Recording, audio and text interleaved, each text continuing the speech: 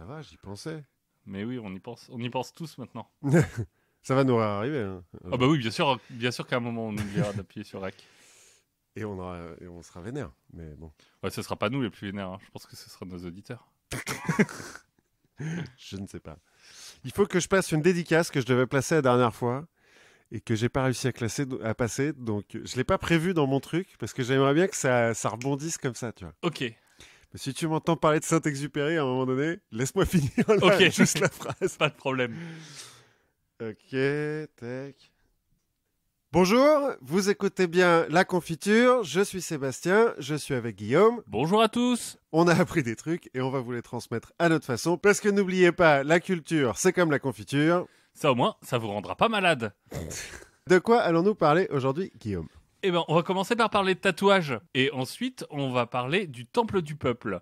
Et on finira par parler un petit peu de l'écartement des rails. Ça, je me souviens hyper bien. Et on parlera aussi d'un petit différent entre papes.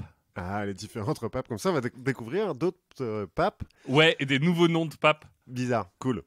Et donc c'est moi qui commence en parlant de tatouage. Exactement. Parce qu'on est un peu des mauvais garçons à la confiture, donc on aime bien les tatouages. Ouais, c'est ça. Les trucs comme ça. Sous nos blousons de cuir. Bah ouais, parce que c'est cool quoi d'être un peu tatoué. Et puis que du haut de mes 35 ans, je dois avoir allez, un bon centimètre carré de peau tatouée. Wouh. Ouais, non mais je suis un gros rebelle. On fera un concours peut-être pour deviner ce que c'est. Bref, qu'est-ce que c'est que le tatouage? Hein? Bon bah c'est des dessins sur la peau quoi. Sur la peau ou sous la peau? Sous la peau. En fait, en pratique, un tatouage, c'est de l'encre qui est mis entre l'épiderme et le derme. Donc l'épiderme, c'est la partie supérieure de la peau, les cellules mortes, qui Mhm. font la poussière après, là et tout. Et le derme, c'est en dessous, donc des cellules moins mortes, D'accord. voire vivantes. Et donc, en fait, là, pour circonscrire le sujet et bien encadrer notre périmètre, là, on va parler d'encre. C'est-à-dire C'est-à-dire qu'on va pas rentrer dans les mecs qui se mettent des RFID sous la peau, des aimants, des choses comme ça. On va l'évoquer à la fin, D'accord. mais on va rester sur de l'encre normale pour le début. Ouais, on va partir du néolithique, donc le RFID, c'est pas tout de suite. On va partir du Mais on néolithique. finira sur le biohacking. Voilà, c'est ça. Bon, alors, de nos jours, en Occident, hein, de manière générale, il y a 20% des jeunes qui sont tatoués. D'accord. Jeunes, c'est moins de 40 ans. Parce que, bon, Ok, ça cool, on est commence- jeune encore. Ouais, on est encore un peu jeune. Non, mais ça commence à faire un petit peu un bail, quoi, que Oui. c'est à la mode pour tout le monde. Parce que, à une époque, c'était les malfrats et les marins. Les marlous Voilà. Maintenant. et les apaches. Et les apaches, ouais, on va en parler un peu. Ça a été les punks, les rockers, et trucs comme ça. Mais maintenant, tout le monde, quoi. Enfin, même Yann Barthès, il est tatoué. C'est vrai? Ouais. Qu'est-ce qu'il a comme tatouage? Je sais pas, un truc en tibétain. D'accord. Donc ça se trouve, ça veut dire. Le quotidien en tibétain? Ouais, ou tasse à café. On sait pas. Ouais. Bref. Menu B8. Menu B8. Bon, mais alors pourquoi est-ce que on va pas parler d'histoire, hein, je vais quand même parler d'histoire, mais pourquoi est-ce qu'on se fait tatouer de manière générale? Bon, d'abord parce que c'est un symbole d'appartenance, hein. Les gangs, les bikers, etc. Bah voilà, Oui. ils montrent leur appartenance par le tatouage. Il y a des religieux qui font ça aussi. Il y a dans l'histoire des tribus, des trucs, des peuples entiers même. Il y a le symbole et la douleur, parce qu'il y a des gens qui aiment la douleur. Mhm. Hein? Il paraît. Il paraît. Et le symbole, alors quand il est contraint, le symbole, généralement c'est pas des trucs hyper. Quand le tatouage est contraint, c'est-à-dire Oui. que quand la personne tatouée ne l'a pas choisi, c'est généralement pas un symbole hyper cool. Non. Mais quand tu l'as choisi, tu peux te faire des trucs parce que ça, je sais pas, ça parle à ton âme profonde, quoi. Et puis surtout, il y a la théorie du handicap. La théorie du handicap, c'est un truc évolutionniste pour expliquer les caractères sexuels secondaires exacerbés chez certaines espèces. Mhm. Par exemple, la queue du paon. Oui. Parce que la queue du paon, c'est fait pour draguer. Oui. Mais c'est un peu handicapant pour le paon moyen, parce que c'est Oui, grand, oui, quoi. Oui, c'est vrai que c'est chiant. C'est chiant. Et ça sert à rien. Enfin, je veux dire, ça lui sert pas à bouffer plus. À part à draguer, ça lui sert à rien. Ouais, quand tu te balades et que t'as la queue qui traîne par terre, Voilà. enfin, Ça gratte. il paraît. Mais c'est tout. Et en fait, donc, la théorie du handicap dit que chez certaines espèces qui ont ces caractères sexuels secondaires exacerbés, l'idée, c'est de montrer que l'individu qui a la plus longue queue, par exemple le pan Oui. qui a la plus longue queue, est tellement fort qu'il peut se permettre d'être handicapé par ce truc-là. Même si je me mets des handicaps, Je suis quand même balèze. j'y arrive. Voilà. Eh ben, on pense que chez l'homme, il y a un peu de ça aussi. Enfin, chez l'être humain, il y a un peu ça aussi. C'est-à-dire que même défiguré par un tatouage, ou même avec le handicap de montrer à tout le monde que je fais partie d'un clan, ou que je suis un malfrat, ou que machin, ben, je peux quand même draguer. Ouais, même avec le handicap d'être passé dans une télé-réalité, je peux quand même écrire un bouquin de philosophie. Voilà, par exemple. Enfin, bon, après, c'est de l'évolution, hein, donc c'est surtout pour se reproduire. À la Oui. fin. Alors, c'est une théorie, hein, tout ça, qui n'est pas acceptée par tout le monde. Certains biologistes trouvent que la théorie du handicap, ça marche pas, mais ça expliquerait un petit peu l'engouement pour le tatouage de nos jours et sur toute l'histoire, en fait. Oui. De dire, bah, même avec ce handicap, bah, je suis quand même digne d'intérêt. Ce qui va poser un problème, parce que à partir du moment où tu as 20% des gens qui sont tatoués, c'est plus vraiment un handicap. Ben ouais. Mais bon, bah après, ça dépend, il faut se tatouer des trucs pires, quoi. Ouais, c'est ça, sur le visage, Ouais. des choses comme ça. Ou des machins ferromagnétiques, on en parlera à la fin. Bon, donc, histoire. Au néolithique. Ouais. En fait, le plus vieux corps tatoué qu'on a retrouvé, c'est un certain Odzi. Enfin, on l'a baptisé Odzi, hein, parce Ouais, qu'il n'y avait pas ses papiers sur lui. Il est suisse, si je me souviens bien. En Italie. Alors, Ouais, c'est dans les Alpes. Il est suisse du Sud, quoi. Oui, en pratique, il a été retrouvé à 92 mètres de l'Autriche. Mais donc, il est en Italie. D'accord. Dans un glacier. En fait, c'est pas un peuple qui momifie ses morts, mais le glacier l'a conservé et on a retrouvé sur lui des traces de 61 tatouages. D'accord. Surtout des petits traits. Et à des endroits un peu bizarres, notamment sur les articulations et tout, ce qui nous fait penser que c'était peut-être une histoire de tatouage thérapeutique. Ah. Un peu comme la sangsue, quoi, tu vois. Oui. On pense pas que ça a beaucoup marché. La preuve, il est mort dans un glacier, le mec. Mais bon, 61 tatouages. Ouais, enfin, au néolithique, de toute façon, il serait mort de quelque chose. Oui, bah de toute façon, je on dis- meurt de... Je veux dire, au bout d'un moment... c'est vrai, c'est vrai. Mais donc, Odzi, il aurait vécu en moins 3300 avant Jésus-Christ. D'accord. C'est le plus vieux qu'on ait retrouvé. Avant ça, on a retrouvé des statues, notamment, qui ont sur le corps ce qui pourrait ressembler à des tatouages. Mhm. Parce que nous, maintenant, on interprète comme étant des tatouages, mais on n'a pas de preuve que les mecs qui ont fait ces statues se tatouaient vraiment. Oui, ça peut être de la peinture, juste. Oui, voilà, c'est juste des statues, quoi, tu vois. Bon, les artistes, on sait ce que c'est, quoi. Un peu plus tard, le premier tatouage figuratif, moins 3100, en Égypte. Ouais. Un mec qui a un taureau sauvage et un bouc. Qui sont de profil. Bah sûrement, c'est des Égyptiens. Puis une femme aussi qui a des... Alors, moi je dis des serpents parce que c'est des S. Enfin, c'est des espèces de S un peu stylisés et tout, donc... Ouais, c'est peut-être un hiéroglyphe, quoi. Ouais. C'est Peut-être qu'elle s'emmerdait, juste. On sait pas. Ouais, c'est peut-être des initiales de son mec. Non, mais elle en a plein. Hein. Elle en a genre 7 ou 8. Mais en ligne. Bon, D'accord. enfin, bref. Parce qu'il y a des photos de tout ça, vous pourrez les chercher si ça vous intéresse. Donc ça, c'est les premiers tatouages figuratifs. Vers moins 1500 commence la tradition... Enfin, on a les premières preuves de la tradition du tatouage chez les peuples austronésiens.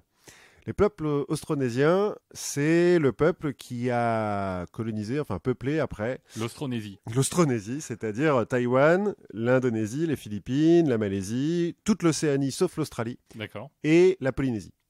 En fait, c'est les ancêtres des Maoris, des Samoans, des Polynésiens, de tous ces peuples qui ont une forte tradition du tatouage. D'accord.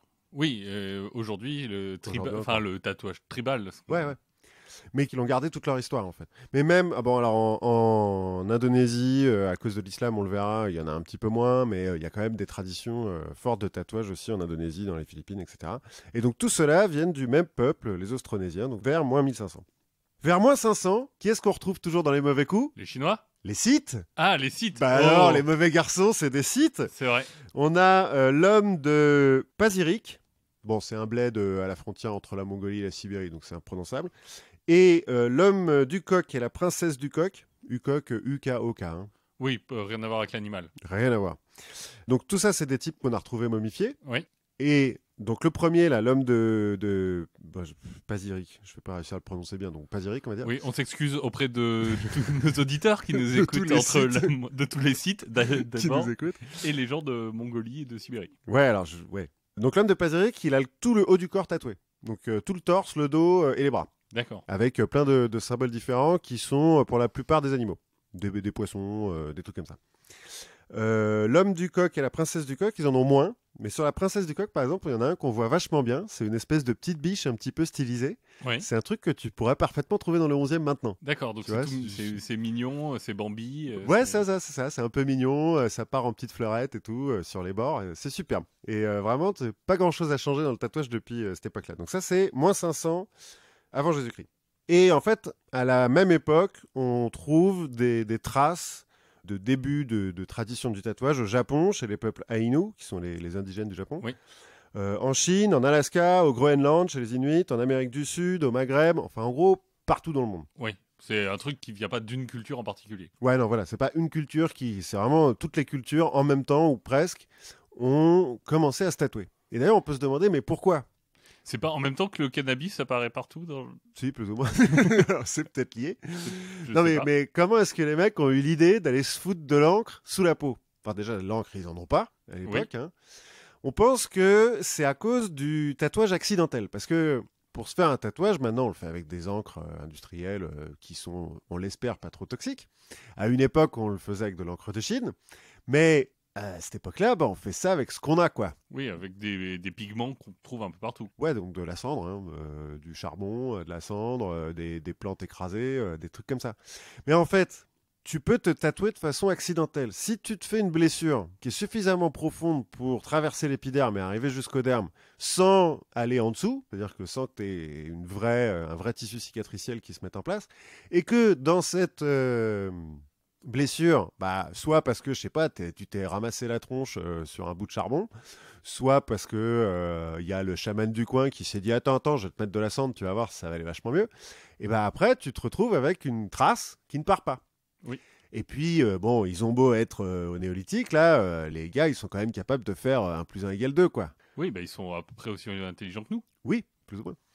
Et donc, en fait, on pense que c'est comme ça qu'ont eu lieu les premiers tatouages et que très vite, on a profité de ce qu'on venait de découvrir pour faire des dessins avec. Sachant que les premiers tatouages, le mec de Ozzy, là, par exemple, Oui. c'est pas à l'épine, on te plante, hein. C'est on coupe la peau, parce que c'est pour ça qu'il a que des lignes, lui, par exemple, c'est qu'on coupe la peau et après on frotte. on bourre de cendre. Ouais, voilà. Tu vas voir, ça va être génial. Ça va être cool. Autant dire que les règles d'hygiène et tout ça, il doit y avoir un certain nombre de mecs qui sont morts. Bon. Il changeait de gras à chaque fois quand même.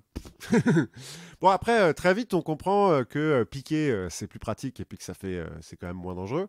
Et on se met à piquer avec des os, avec des éclats de pierre, avec des crustacés, enfin des coquillages, des trucs comme ça.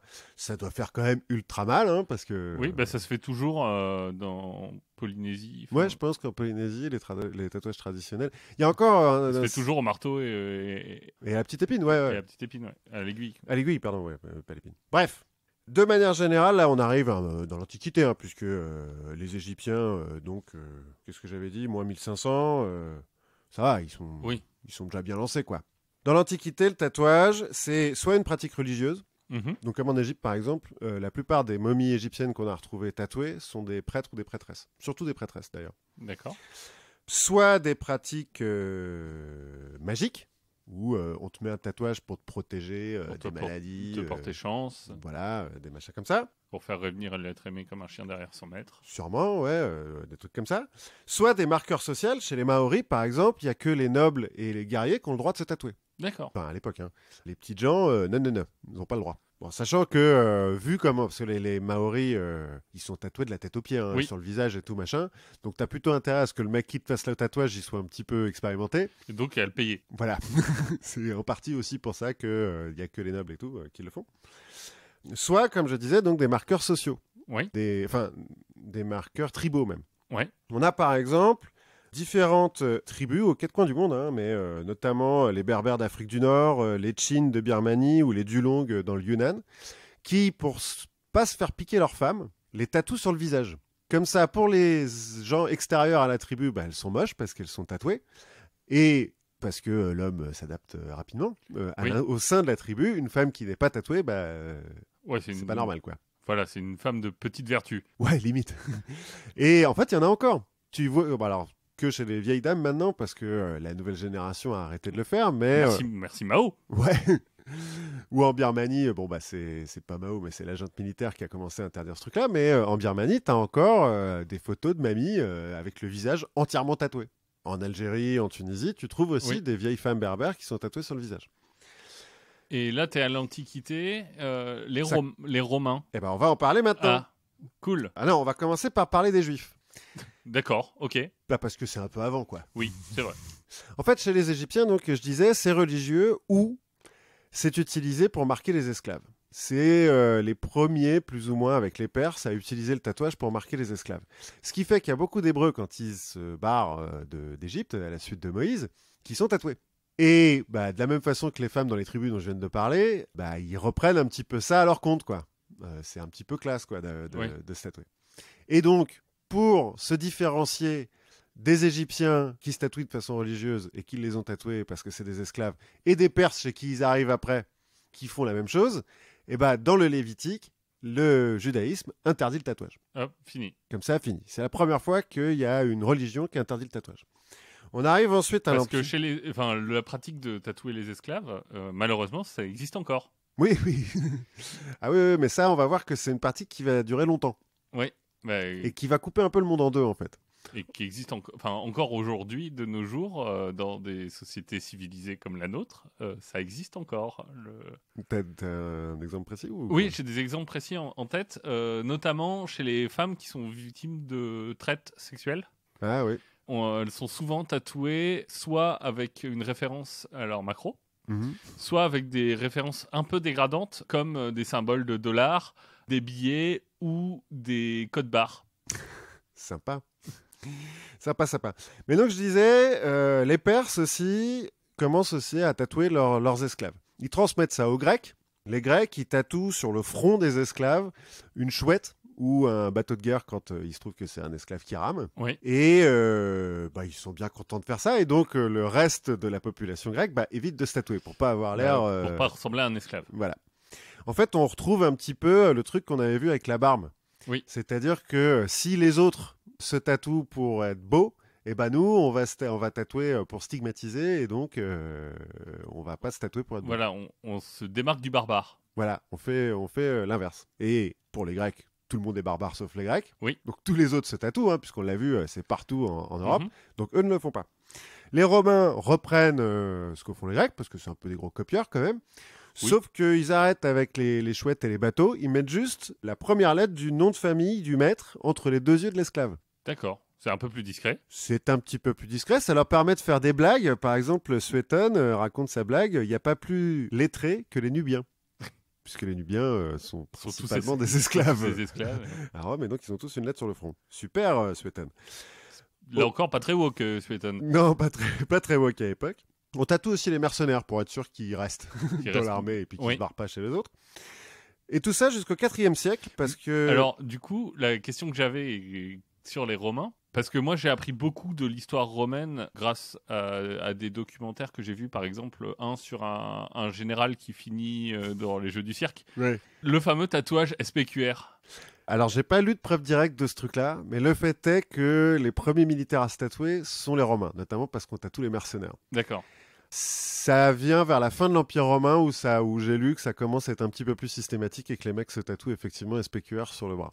Mais c'est pas obligatoire. D'accord. SPQR, hein, on rappelle, pour le Sénat et le peuple romain. Voilà, Senatus Populusque Romanum.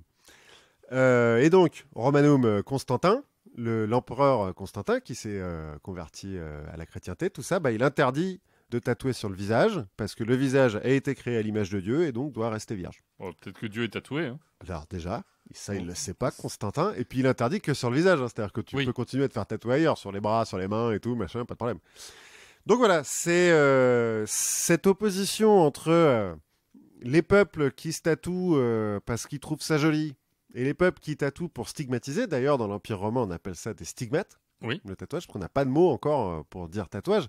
D'ailleurs, dans la guerre des Gaules, César raconte que les Pictes, les Celtes et certains Gaulois sont tatoués. Enfin, Mhm. ont le corps peint. Notamment les Oui, Pictes, ils sont à c'est poil en ça, bleu. mais là, ils et sont tout, machin. peints plus que tatoués. Bah, en fait, comme on n'a pas de mot pour différencier le tatouage de juste la peinture sur corps en latin, on ne sait pas Ah, s'ils d'accord. étaient tatoués ou peints. On peut supposer qu'il y avait un peu des deux, en fait.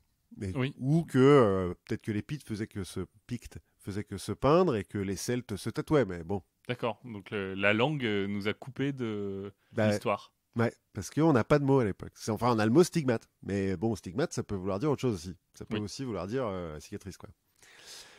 Donc ouais, cette opposition entre les peuples, enfin entre les barbares et les autres. Sauf que les barbares, quand t'es romain, bah, c'est ceux qui se tatouent parce qu'ils trouvent ça joli.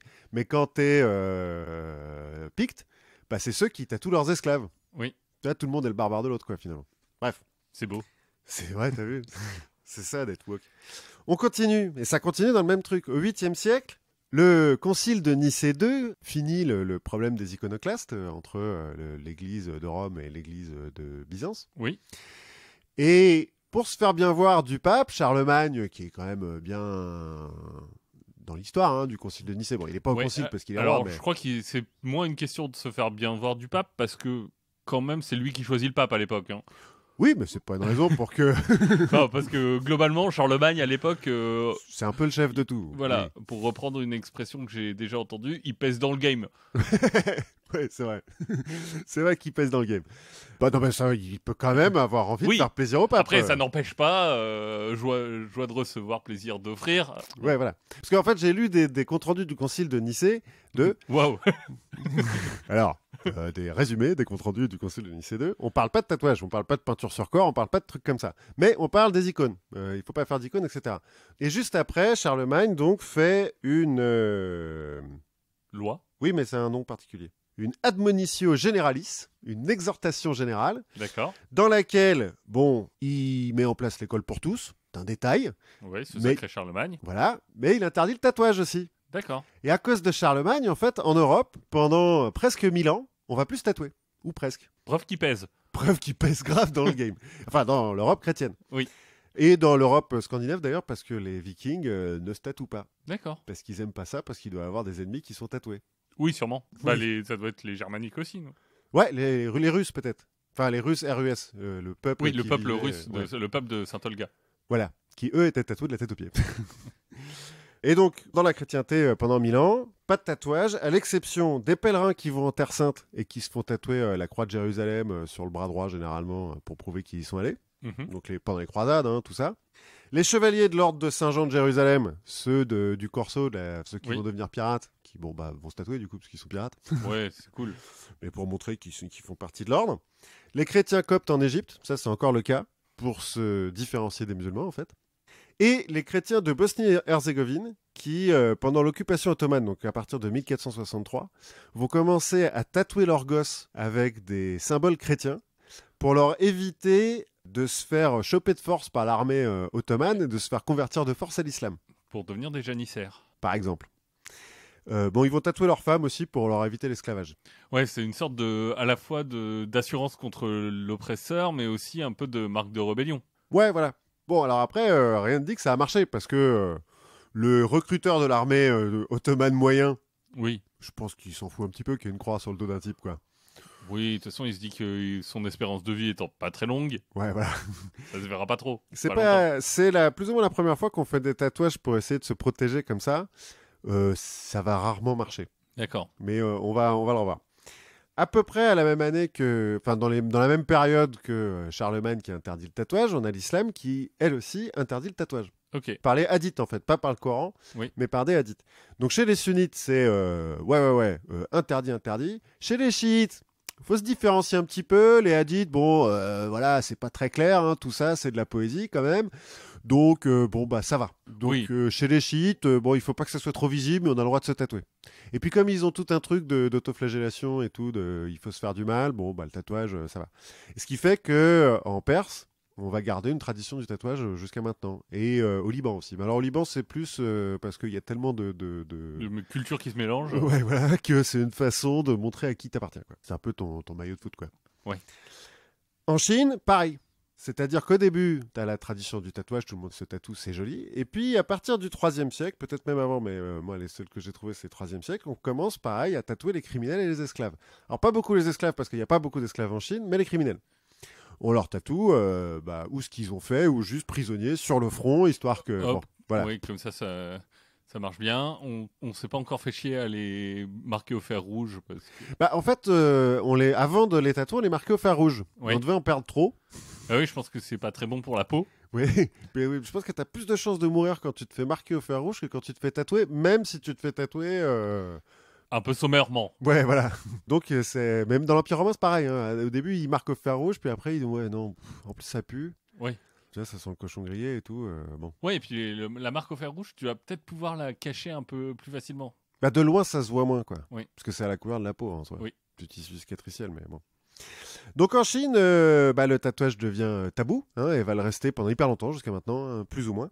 Mais la tradition de tatouer les criminels en Chine va se transmettre au Japon. Oui. Parce que donc au Japon, les Aïnous, ils se tatouent, c'est ancestral et tout machin. Et puis donc, vers 300, les Chinois qui amènent le bouddhisme au Japon amènent cette tradition de tatouer les criminels. Et ils amènent aussi un peu de leur culture qui se mélange à la culture japonaise. Et en 712, on a le Kojiki, la chronique des faits anciens, un recueil de contes et légendes japonais, dans lequel on fait la différence entre le tatouage prestigieux, le tatouage des nobles, comme chez les Maoris et tout, et puis le tatouage infamant, le stigmate, notamment des criminels. Et ça va durer pendant longtemps, ça, au Japon, d'avoir des gens de la haute qui se font tatouer mais des trucs bien, et puis les criminels qui se font tatouer des trucs atroces sur le front. Et au Japon, au XVIIe siècle, on va avoir un roman à succès, qui est un roman d'aventure chinois, qui s'appelle le Suikoden, ce qui veut dire au bord de l'eau. C'est un peu... alors j'ai lu que c'était l'équivalent des Trois Mousquetaires. Et c'est un super jeu sur PlayStation. Ouais. PlayStation 1, hein. Ah ouais, je connaissais pas du tout, mais il paraît que c'est un peu comme les Trois Mousquetaires, genre que c'est vraiment le roman d'aventure que tout le monde a lu. Et il se trouve qu'au XVIIe, au Japon, on fait de l'impression sur bois. Oui, pour faire des estampes notamment. Notamment pour faire des estampes. Et donc, le bouquin, là, Suikoden, est illustré par des dessins des héros qui sont un peu comme les Trois Mousquetaires, des chevaliers, des guerriers incroyables et rebelles qui sont tatoués. Mais au grand cœur. Mais au grand cœur, voilà, et qui sont tatoués. Et du coup, mode du tatouage au Japon. Plus ni chez les criminels ou chez les très riches, juste mode du tatouage au Japon. Puis comme les Japonais font jamais rien à moitié, et ça en devient un art. Et ça devient sublime, etc. On aura toujours la différence entre le tatouage de criminel et le tatouage pour faire joli. Mm-hmm. Mais c'est là que vient l'art du tatouage japonais. Qui reste aujourd'hui cantonné plus ou moins aux criminels. Ouais, mais ça vient de plus tard, ça. C'est encore après. Ouais. À cette époque-là, donc pendant l'ère Edo, t'as vraiment donc, le tatouage prestigieux et le tatouage de criminel, mais qui sont acceptés tous les deux. Et t'as plein de gens qui sont tatoués, en fait. T'as notamment les mecs qui travaillent dans les forges. Oui. Comme il fait hyper chaud, ils sont obligés de se foutre à poil. Pour se cacher, plus ou moins, ils se tatouent. Oui. Comme ça, ils n'ont pas l'air d'être à poil, quoi. Bon, en Europe, 17e, 18e siècle, les grandes découvertes. On redécouvre qu'il y a un monde autour de l'Europe et qu'il y a des mecs qui sont tatoués. Et t'as notamment le Captain Cook, qui va revenir de son voyage dans le Pacifique. Alors déjà avec un prince maori tatoué de la tête aux pieds, et puis avec certains types de son bateau qui sont tatoués. Notamment un des aristocrates qui a financé son voyage. Et il va lancer en Europe cette même mode du tatouage, c'est un peu cool. Oui, c'est un peu badass. Ouais, voilà, c'est un peu badass parce que ça fait mal, et puis c'est un peu un truc exotique, machin. Alors c'est pas le premier à ramener un mec tout tatoué. Hein. Il y a des Français, des explorateurs français qui ont ramené des Inuits tatoués, des gens qui ont ramené donc des Maoris, des Samoans, même des Japonais. Oui, à la belle époque où on faisait des os humains. Voilà, alors on faisait pas des os très longtemps parce que... oui, parce qu'ils meurent vite. Oui, voilà, tous ces types-là, au bout de 2-3 semaines en Europe, claqués. Mais du coup, on garde leur peau, puis on la tanne. c'est un peu crade. Mais donc, ça relance le tatouage en Europe. D'abord, chez les marins. Parce que en Europe, on n'a pas d'artistes tatoueurs. Oui. On sait le principe, mais on n'a pas des mecs qui savent bien le faire. Donc d'abord, chez les marins. Ce truc chez les marins, cette mode chez les marins, est accentuée par ce qui se passe aux États-Unis. En gros, au début du 19e siècle, mais fin du 18e même, à partir de l'indépendance, quand un navire américain est arraisonné par un navire anglais, les Anglais prennent les matelots et les enrôlent de force dans la Royal Navy. Oui, on en avait parlé, je ne sais plus à quel... Peut-être quand on parlait du pirate de Jean Lafitte, exactement. Voilà. Pour éviter ça, le gouvernement américain donne à ces marins des protection papers, qui sont un embryon de passeport. Oui. Sauf que, il n'y a pas de photo, hein, forcément, on est au début du 19e. Et il y a une description du mec, mais un petit peu, il est grand, il est blond, ok, Ouais. ça peut être n'importe Il a qui. 2 Quoi. yeux. Ouais. Et du coup, les Anglais disent, ouais, non, mais c'est pas toi ça, Protection Paper, pouf, on s'en fout. Et du coup, les marins se mettent à se tatouer parce que comme ça, dans leur Protection Paper, on décrit leur tatouage. Et là, c'est plus possible de dire, non, c'est pas à toi ce Oui. machin-là. Et donc, ça les protège un petit peu. De la même façon, on a des Freedom Papers aux États-Unis pour les Noirs qui ont été affranchis. Oui. Et qui ont le même problème. Hein. Oui, de la C'est-à-dire même façon, que la description, c'est il est grand, il est noir. Ouais, ok, cool. Donc en se tatouant, ils sont sûrs que leurs papiers leur appartiennent bien. La mode des marins américains, la marine, voilà, c'est interlope comme milieu de toute façon. Oui, Donc, c'est plein de gens qui sont un peu criminels, un peu... Voilà, Bon. qui viennent de partout. Enfin, c'est plus vrai maintenant, hein. Cela dit, les marins sont des gens très bien. Oui, sûrement. Mais enfin, à l'époque, en tout sûrement, cas... Je sais pas, je t'en connais beaucoup, mais toi, des marins. Non, mais j'essaye d'éviter de m'aliéner une C'est catégorie d'auditeurs, encore. T'as raison. Mais donc à l'époque, ouais, c'est un peu interlope. Donc, la mode du tatouage passe des marins américains aux marins européens, des marins européens aux brigands, enfin aux malfrats européens et américains, hein, et aux soldats. Parce que les soldats, faut notamment Oui, c'est pendant pas la très co- loin c'est pas très loin du marin. non, mais c'est surtout que quand t'emmènes des soldats du Havre jusque en Côte d'Ivoire, ils se font chier sur le bateau, ils ont le temps de Oui. se tatouer. Et donc t'as plein de soldats des armées coloniales qui sont tatoués. Il y a quelques photos qui existent encore, parce que les armées coloniales, jusqu'au 19e siècle, Oui. jusqu'au début du 20e siècle même, c'est des tatouages un peu abusés. Souvenir de Tunisie avec le portrait du général en dessous, enfin de leur général Oui. du moment, hein, mais dessiné comme un enfant, quoi. Ah bah oui, c'est dessiné n'importe comment. Ouais, c'est pas encore des artistes, les mecs qui tatouent. Enfin, quelques-uns, mais rarement, quoi. Bref, grâce à nos amis marins, donc, on lance la mode du tatouage chez les criminels, qui se mettent à se tatouer un petit peu n'importe quoi. Donc là, volontairement. Aussi. Oui, ils se tatouent volontairement. Ouais, pardon. On lance la mode du tatouage volontaire chez les criminels. On en a un peu parlé à l'époque des anarchistes. Il y en avait un qui avait mort aux vaches, les bourgeois tatoués sur lui. Ça, ils le font beaucoup.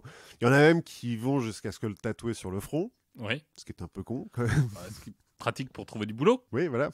Alors, t'as plein de tatouages à l'époque, alors dans le milieu du grand banditisme en France notamment, mais dans les bas-fonds, quoi. De manière générale, t'as plein de gens qui sont tatoués. Les prostituées, pareil, elles ont le nom de leur Mac tatoué dessus, des trucs un petit peu grivois, des machins comme ça. Et des trucs débiles. J'ai lu, par exemple, qu'il y a un mec qui s'était tatoué « Vive la France et les pommes frites ». Cela dit. C'est les pommes frites, c'est très bien. Moi, j'ai vu une photo très récente d'un mec qui avait écrit j'aime la chatte et le pâté. Voilà. Non, mais pour dire que c'est pas nouveau, les tatouages débiles. Oui. Les tatouages blagues, en fait, ouais. Quand t'as trop de temps sur un bateau ou quand tu t'emmerdes en prison. Et le fameux découpé suivant les pointillés qui sont autour du cou. Oui. Ouais, il y en a eu des comme ça. T'as un certain nombre de criminels d'ailleurs qui se tatouent en prison donc ou au bagne et qui se tatouent né sous une mauvaise étoile, destiné à mourir, qui se tatouent les guillotines sur eux. J'ai lu un bourreau aussi qui est tatoué de la tête aux pieds et sur le bras qu'il utilise pour actionner la guillotine, il y a que des références à la mort. Cette main est faite pour tuer. J'étais fait que pour ça. Enfin, le type visiblement ça lui a un peu perturbé les méninges. Oui, c'est pas en termes de bien-être psychologique, c'est peut-être pas le métier le plus simple. Bourreau? Oui. Bon, c'est stable, hein? Oui, c'est une bonne situation. Oui, voilà. Toi, t'as la sécurité de l'emploi, hein, toujours des types à décapiter. Oui, mais bon, apparemment, ça fait perdre un peu la tête. Oui. Faut ça. Ouais. J'avoue. J'avais pas tout de suite. Ça se met à être utilisé par la police, du coup. Par l'anthropométrie, quoi. Oui. L'identification judiciaire, on se met à noter les tatouages de tous les mecs. Ce qui fait qu'il y en a qui se retrouvent un petit peu cons, qui essayent de se les recouvrir ou de se les enlever. On en reparlera plus tard des méthodes pour enlever les tatouages. Et du coup, là, on est encore sur des tatouages qui sont très individuels. Oui, c'est pas des tatouages de gang encore. De gang ou d'insignes un peu Alors, comme les larmes qui veulent dire que tu as tué quelqu'un ou... Alors, si, en fait, c'est les malfrats français, au bagne notamment, qui inventent ces histoires de signes qui veut dire ce que t'es. Oui. Si t'es voleur, t'as un oiseau, ou si on t'a mis à l'isolement, on te met 4 points au losange avec un point au milieu, des trucs comme ça. C'est plus ou moins là que ça a été créé. Ça sera repris plus tard par les Russes, la mafia russe, les Vorivezakon, qui, à partir des années 20, commencent à se retrouver souvent au goulag. On se demande pourquoi. Oui. Et se mettent à se tatouer comme ça. Et puis là, t'as pas de problème, je pense, d'infection bactérienne et tout ça. Il fait moins 40, il n'y a rien qui vit. Donc, Ouais, non, ça doit aller. C'est les Vori Vezakon et certains marins et certains militaires ou bandits à l'époque se mettent à se tatouer dans le dos des signes religieux. Donc, par exemple, dans la mafia russe, c'est souvent des grandes églises et tout. Alors, où il y a aussi des codes, hein, c'est-à-dire que le nombre de tours, enfin, je sais pas comment ça s'appelle dans les églises orthodoxes, ça représente le nombre de mecs que tu as tués. Mais c'est chrétien parce qu'ils pensent que ça leur évitera de se faire fouetter. Parce que c'est un crime d'abîmer une image religieuse. Un peu plus tard, en Russie, il y a des mecs qui se feront tatouer le visage de Staline ou de Lénine sur le torse en pensant que s'ils passent devant le peloton d'exécution, les mecs oseront pas tirer pour pas tirer sur Staline ou sur Lénine. Ça ne marche pas. Ah bon? Non. Les mecs se font quand même exécuter en Russie et les marins qui ont fauté et qui ont une croix dans le dos se font quand même fouetter. Ça ne marche pas. Il y a la même iconographie dans les gangs mexicains. De nos jours, oui. C'est une résurgence de ça ou... Ouais, c'est la même idée, ouais. Chez les Maras, notamment au Salvador, où c'est presque un rite de passage que de se tatouer le visage. Ce qui fait que le gouvernement du Salvador a interdit les tatouages sur le visage et a permis à la police d'arrêter tous les mecs qui sont tatoués sur le visage sans cause, sans rien. Et que du coup, les types qui essaient de sortir des gangs ne peuvent pas. Oui, c'est un autre problème qui vient avec le tatouage de gang. Ouais. Et notamment le tatouage sur la gueule. Sachant que les MS-13, par exemple, MS-13, là, ils ont des énormes tresses tatouées sur la tronche. Enfin, c'est pas juste une petite lettre entre les deux yeux, quoi. Ouais, c'est un gros 13. Ouais, c'est vénère, quoi. Là aussi, quand tu veux trouver du boulot, pas facile. Ouais, sauf tatoueur. un boulot qui est tenu par ton gang. Oui, voilà, ouais, c'est ça. En 1891, on a Samuel Oreilly qui va breveter, c'est un Américain, malgré son nom qui est quand même un peu irlandais, qui va breveter le premier dermographe. En fait, il va reprendre l'idée du stylo électrique de Thomas Edison et il va le transformer pour en faire un dermographe. Donc, de machine. Tesla volé par Edison. Donc, oui, je sais pas, peut-être, mais sûrement. Ouais, il y a des chances qu'il y ait une bobine. Je ne sais pas.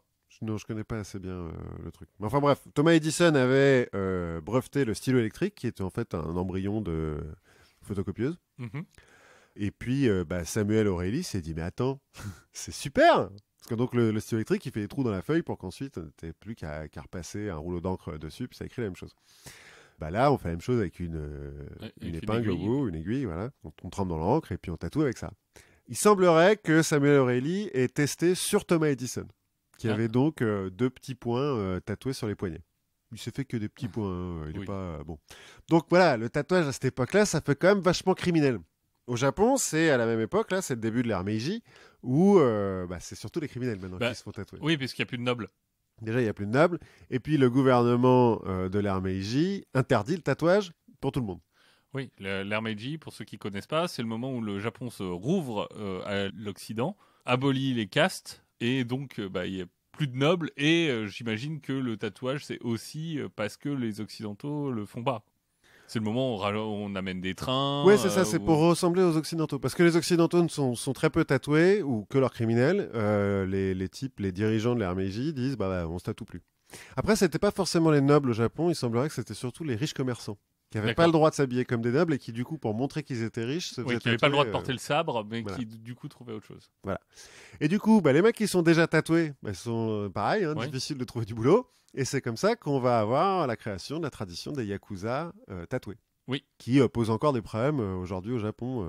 De ce que j'ai cru comprendre, il y a certains endroits où tu n'as pas le droit de rentrer si tu es tatoué. Les bains publics, généralement, tu n'as pas le droit de rentrer si tu es tatoué, avec quand même une petite tolérance pour les Européens. Ouais. Et une petite tolérance aussi, parfois on te permet de cacher ton tatouage. Ouais, ça dépend où il est, quoi. En fait, ça dépend surtout de sa taille. Ouais. C'est vrai que quand t'as le dos entier tatoué. Oui, moi j'ai vu des Yakuza tatoués au Japon quand j'y vivais, et c'est vraiment, en fait, ils ont le tatouage qui correspond au kimono. Ouais, donc jusqu'à mi-jambe, mi-bras. Jusqu'à mi-jambe, jusqu'à mi-bras, jusqu'au tour de cou, et avec une bande blanche qui descend le long du torse pour quand le kimono est légèrement entrouvert. Pour que vraiment ils puissent le cacher entièrement quand ils sont habillés. Exactement. Bah, donc ça date de l'ère Meiji, ce truc-là. Mais bon, un petit peu comme au Japon, en Europe, il y a des gens de la haute qui trouvent ça cool de se faire tatouer, puis qui ont du fric pour payer des tatoueurs qui sont bons, et pas des mecs qui vont leur dessiner des trucs abusés dessus. Sur un bateau qui tangue et, Ouais, en plus. et en étant bourré.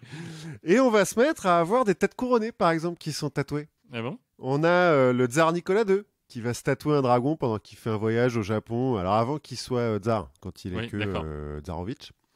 Il va au Japon, un truc diplomatique et tout, machin, il se fait tatouer par un artiste japonais.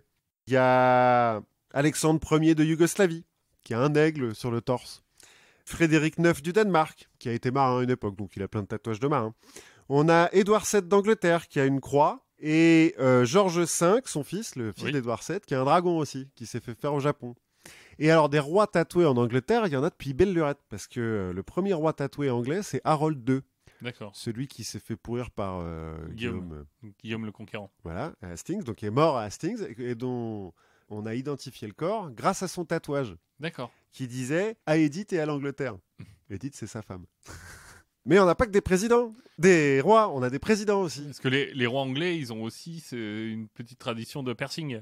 Ah oui, ça c'est autre chose. Le prince Albert, rappelons-le, qui est censé protéger le sexe pendant l'équitation. Oui, parce que tu l'attaches avec l'anneau, c'est ça? Exactement. Alors c'est peut-être que parce que le Albert en question était bien membré. Ouais, et que Victoria, elle était un peu kinky. Ah ouais? Bah je sais pas. Peut-être. Elle fait beaucoup d'enfants, non, Victoria? Oui. C'est possible, elle était portée sur la chose. Mais donc on a aussi des présidents américains notamment. Andrew Jackson.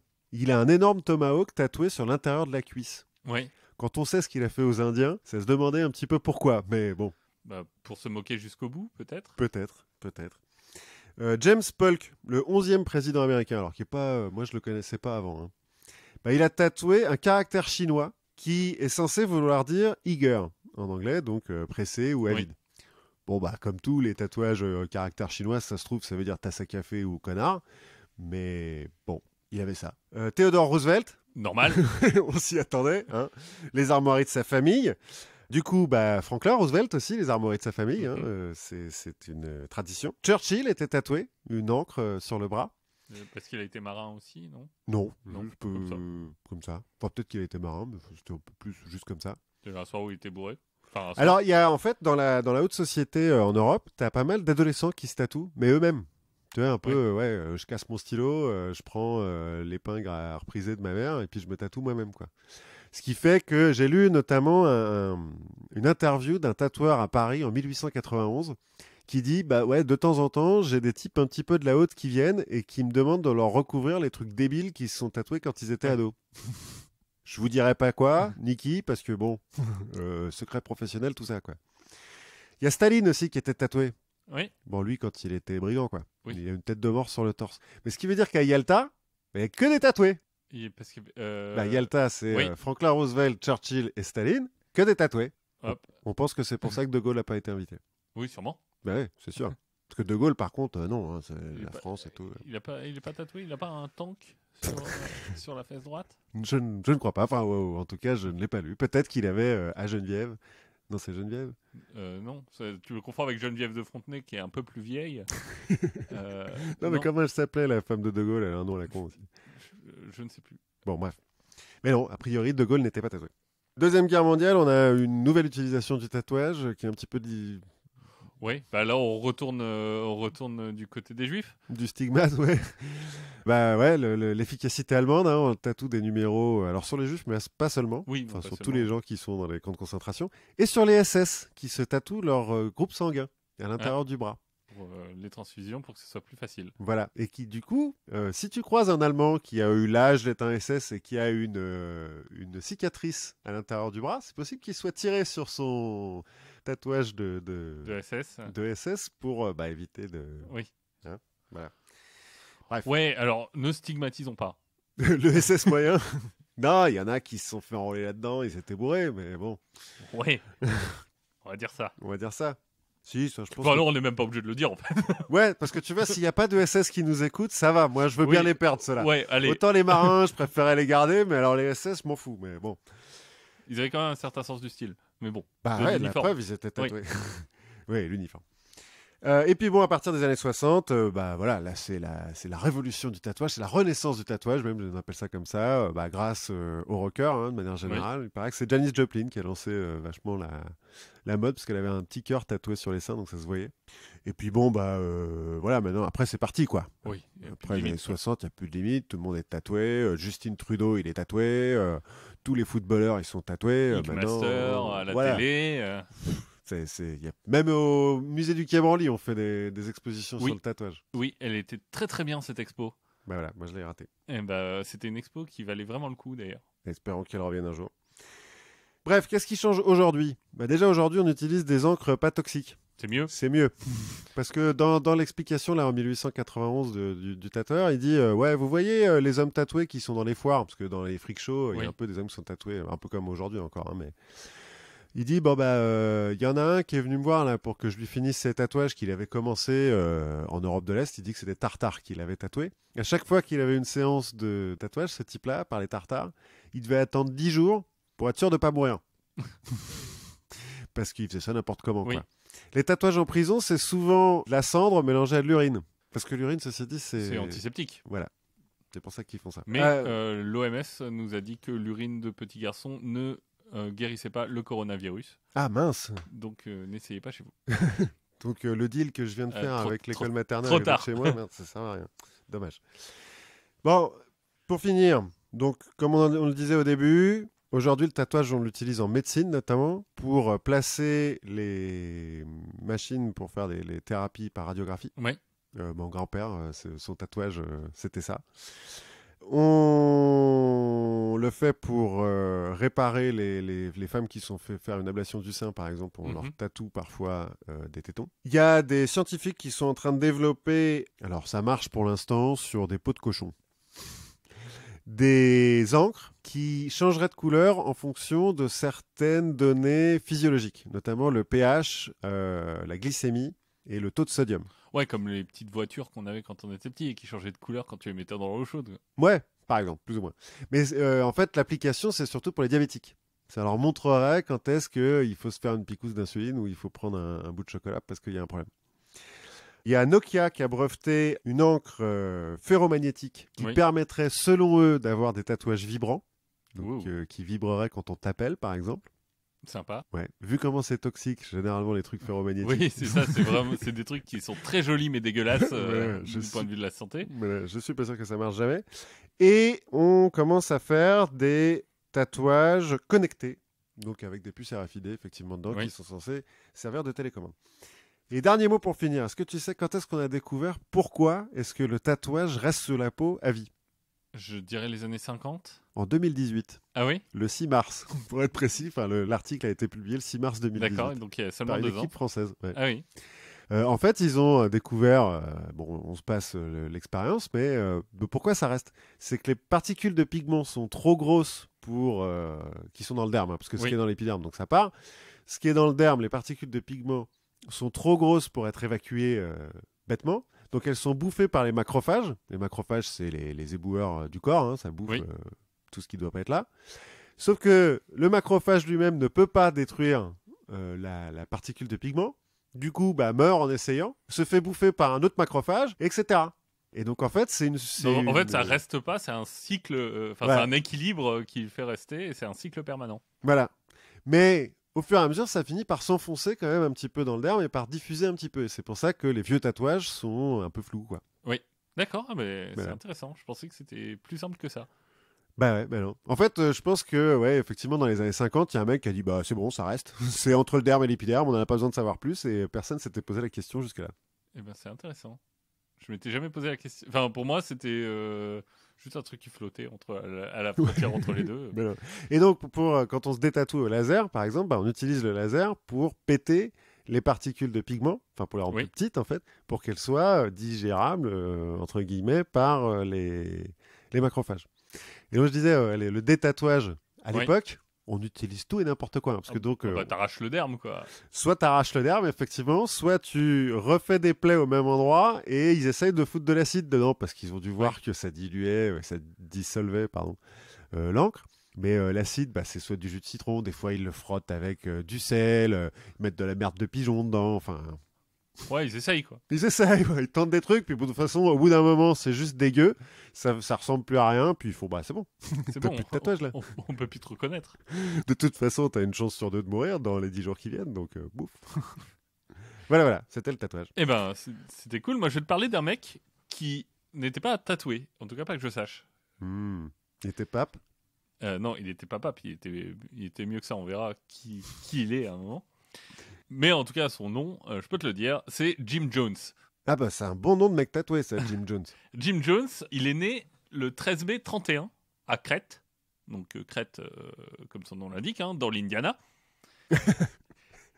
Et alors, son père, c'est un vétéran de la Première Guerre mondiale, qui a les poumons qui ont été cramés par le gaz moutarde, Oui. donc qui est quasi infirme Quasi. et un peu alcoolique. Sa mère, elle a 16 ans de moins que lui, Que le père. que le père. Ça arrive. Ça arrive aussi. Elle aussi, elle boit, elle fume en public, sans vergogne. Et Alors que c'est une femme dans les années 30, ouais. Exactement. Et c'est une figure syndicaliste locale aussi. Donc, c'est une famille qui est socialement à l'écart, d'autant que eux vont pas à l'église, Oula, mais attends. et qui est relativement pauvre. Enfin, relativement pauvre, j'entends, ils vivent dans une cabane sans eau courante. En même temps, c'est les années 30 dans l'Indiana. Oui, mais ils sont blancs, quoi. Oui, ouais. Donc, il y a quand même un peu de... On commence à avoir des maisons en dur, quand même, en 1930. C'est vrai. Ça commence à avoir... La brique a été inventée depuis quelque temps. C'est important parce que cette mise à l'écart plus cette pauvreté, ça donnera à Jim Jones, tout au long de sa vie, une petite sympathie pour les marginaux. Ouais. Pour les gens un peu à l'écart de la société, parce que c'est un peu ce qu'il a vécu. Et toujours enfant, il va découvrir la religion en allant à l'église au Gospel Tabernacle. Tu veux dire que comme ses parents ne vont pas à l'église, lui, rebelle, il y va, quoi. Ouais, c'est ça. Non, mais je pense que c'est juste avec l'école, quoi. Ah oui, ouais, c'est possible aussi. Ouais. Donc, il va là-bas. Donc, c'est des pentecôtistes.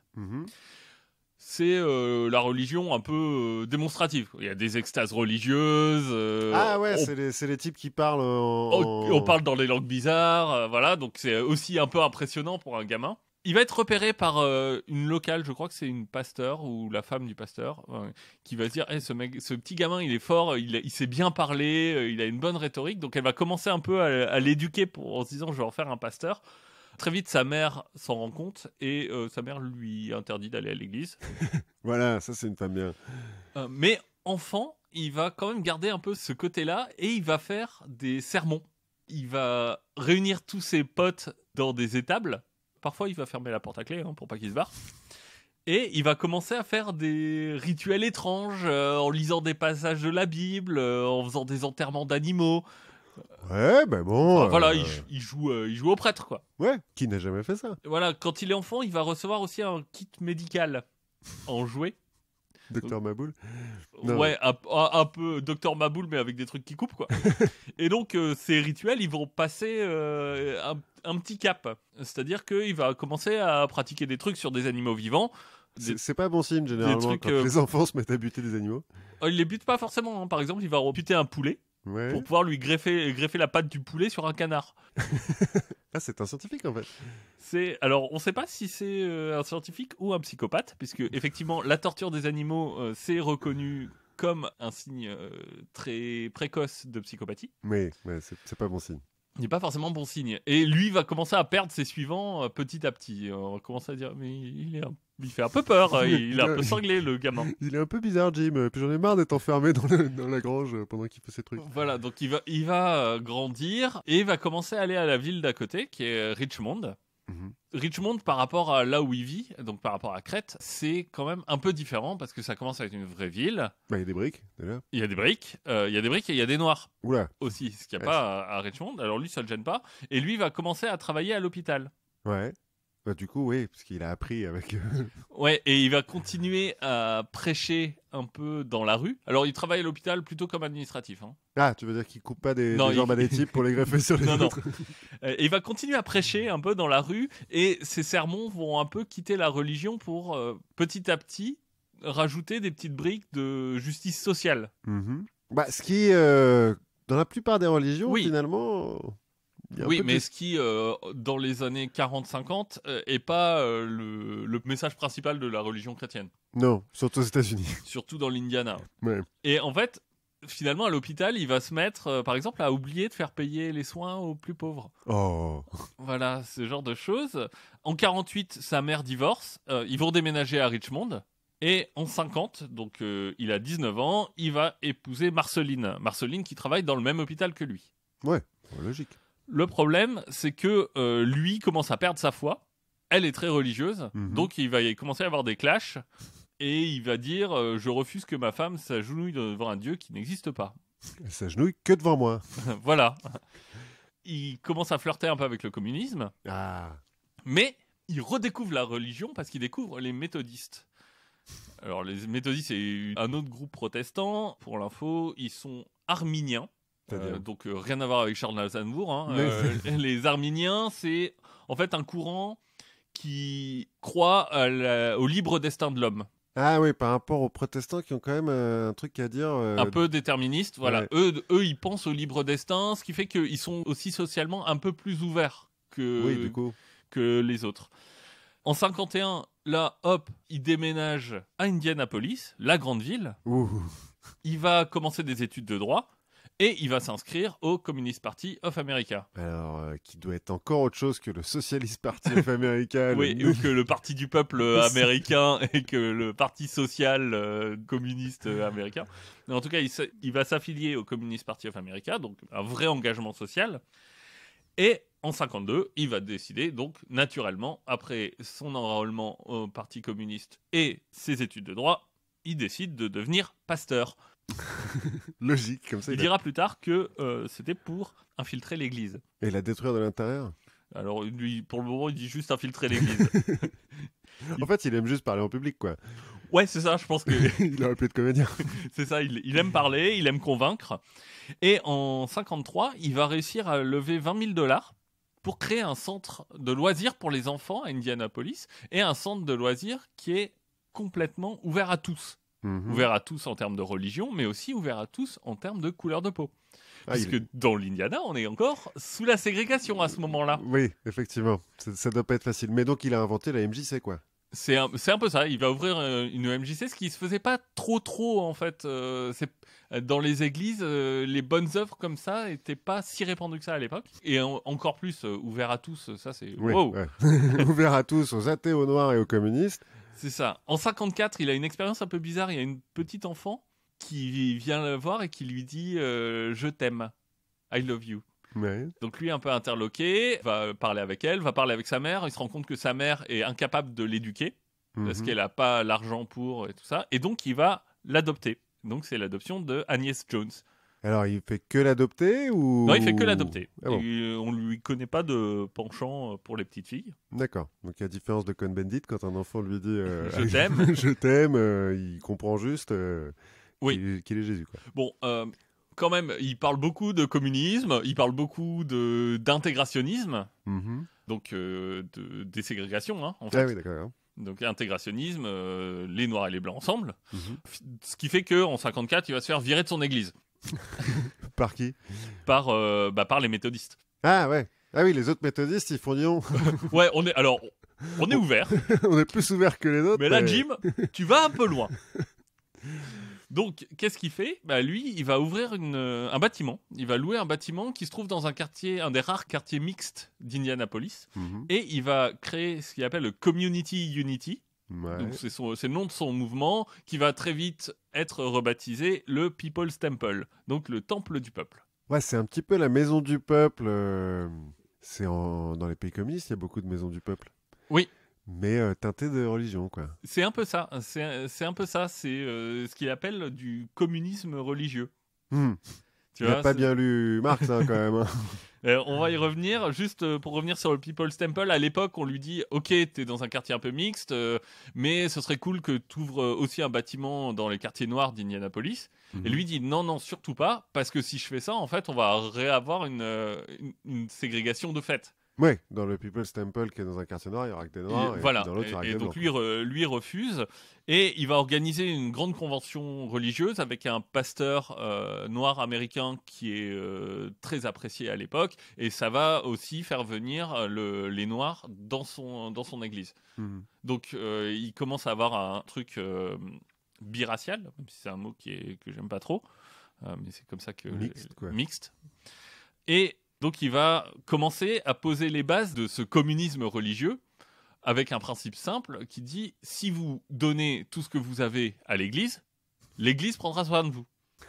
Ouh, je sens arriver le moment où ça va partir en couille. Donc si tu fais don de tes possessions et de ta force de travail à l'Église, Mhm. ben, en retour, l'Église va s'occuper de te nourrir, te loger.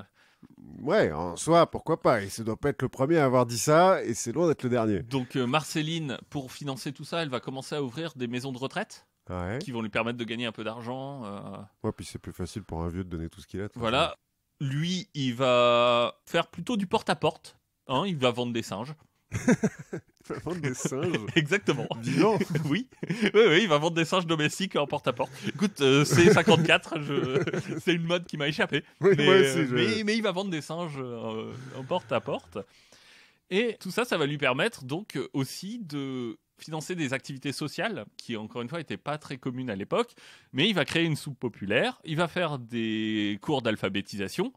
Et tout ça, bien sûr, c'est complètement mixte et c'est ouvert à tous, même sans discrimination de religion. Ah ouais.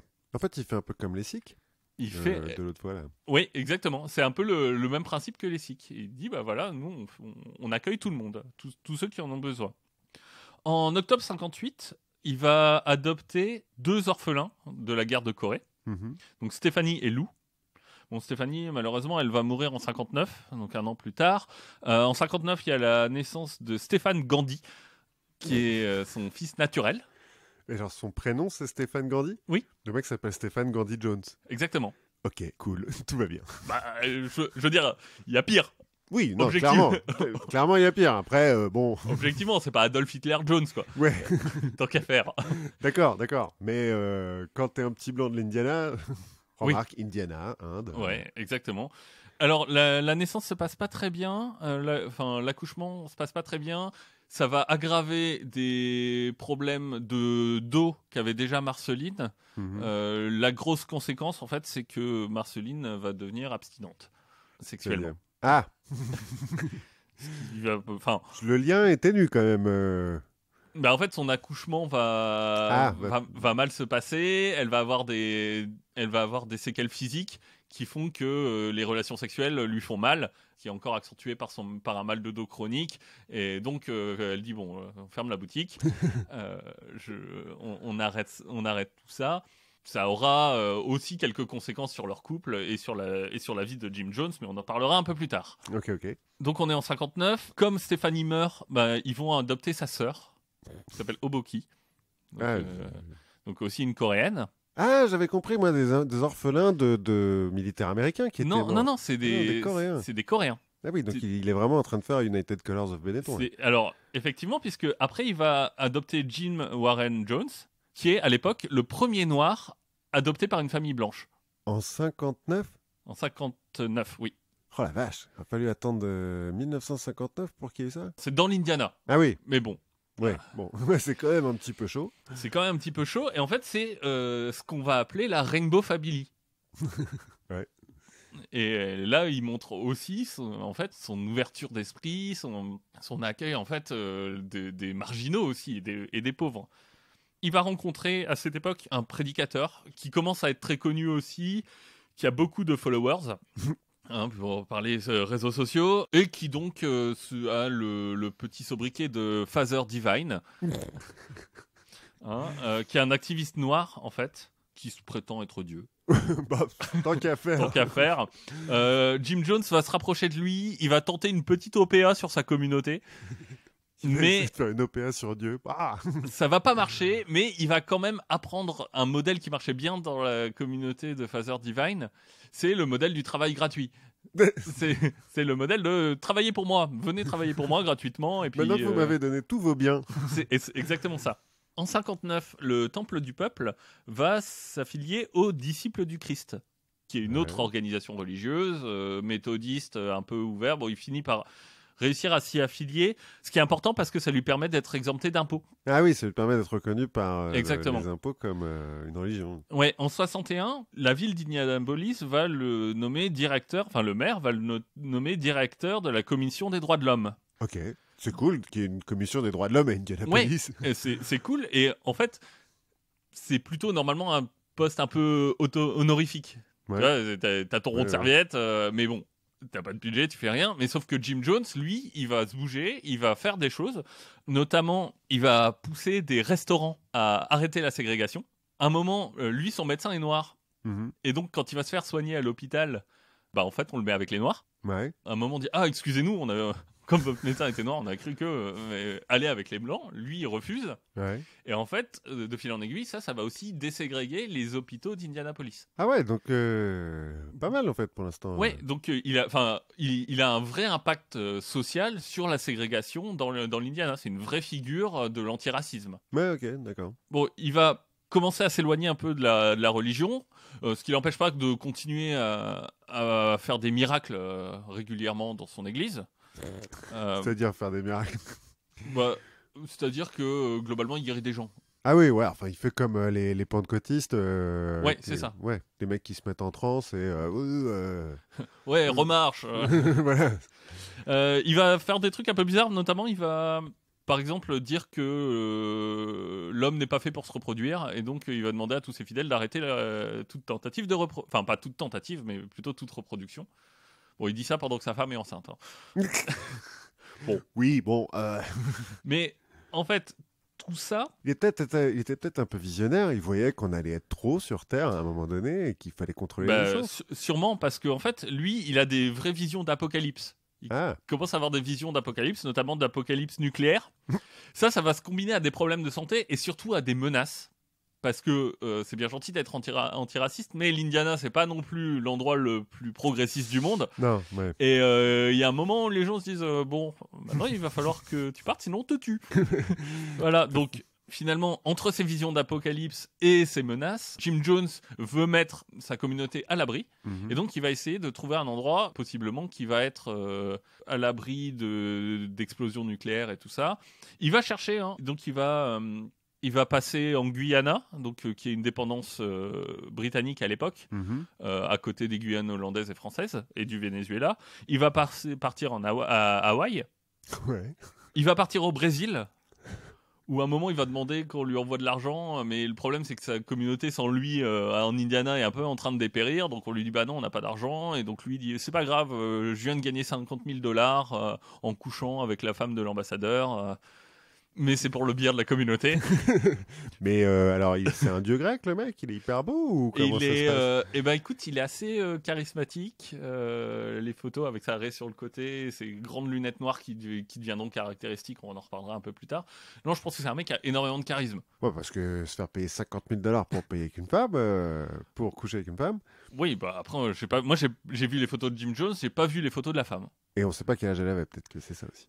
Ouais, c'est ça. Mais en tout cas, en 65, après ces petites pérégrinations, il décide d'un endroit où s'installer. Et donc, on a 140 membres qui vont arriver sur une ferme à Ukiah, en Californie. Ukiah, c'est à côté d'Eureka. Donc, c'est dans les montagnes californiennes, où il a vu qu'il y avait eu un article sur les endroits les plus sûrs en cas de guerre nucléaire. Et là, en fait, t'es dans les montagnes. Dans la Sierra Nevada, à l'endroit où il n'y a rien, quoi. Ouais, c'est ça. Ouais. Il va commencer à s'installer là-bas, il va donner des cours. Les cours, ça se passe pas très bien. On lui reproche un peu, à la fois un peu son prosélytisme religieux, et surtout de prêcher beaucoup le marxisme. Mais il donne des cours à tout le monde, pas seulement à sa communauté. Oui, ouais, d'accord. À tout le monde, et il essaie de recruter un peu comme ça, mais bon. Cela dit, il construit une piscine pour le village. Il construit la plus grande église du village en 69, une église qui est capable d'accueillir tout le village. Enfin, donc... Ouais, bon an, mal an, les gens se disent bon, ok, il est un peu bizarre, mais il fait des trucs.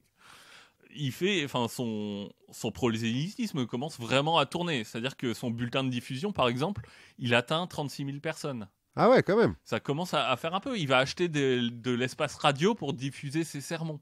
Ah ouais, parce que tu En- disais 140 mecs qui l'ont suivi en Californie, je me suis dit oui, En ça va. 65. Ouais, Mais d'accord. en fait, sa communauté, elle va grandir. Il va faire en fait de l'activisme dans les grandes villes. Mhm. C'est-à-dire que le week-end, il met tout le monde dans un bus et à les convaincre.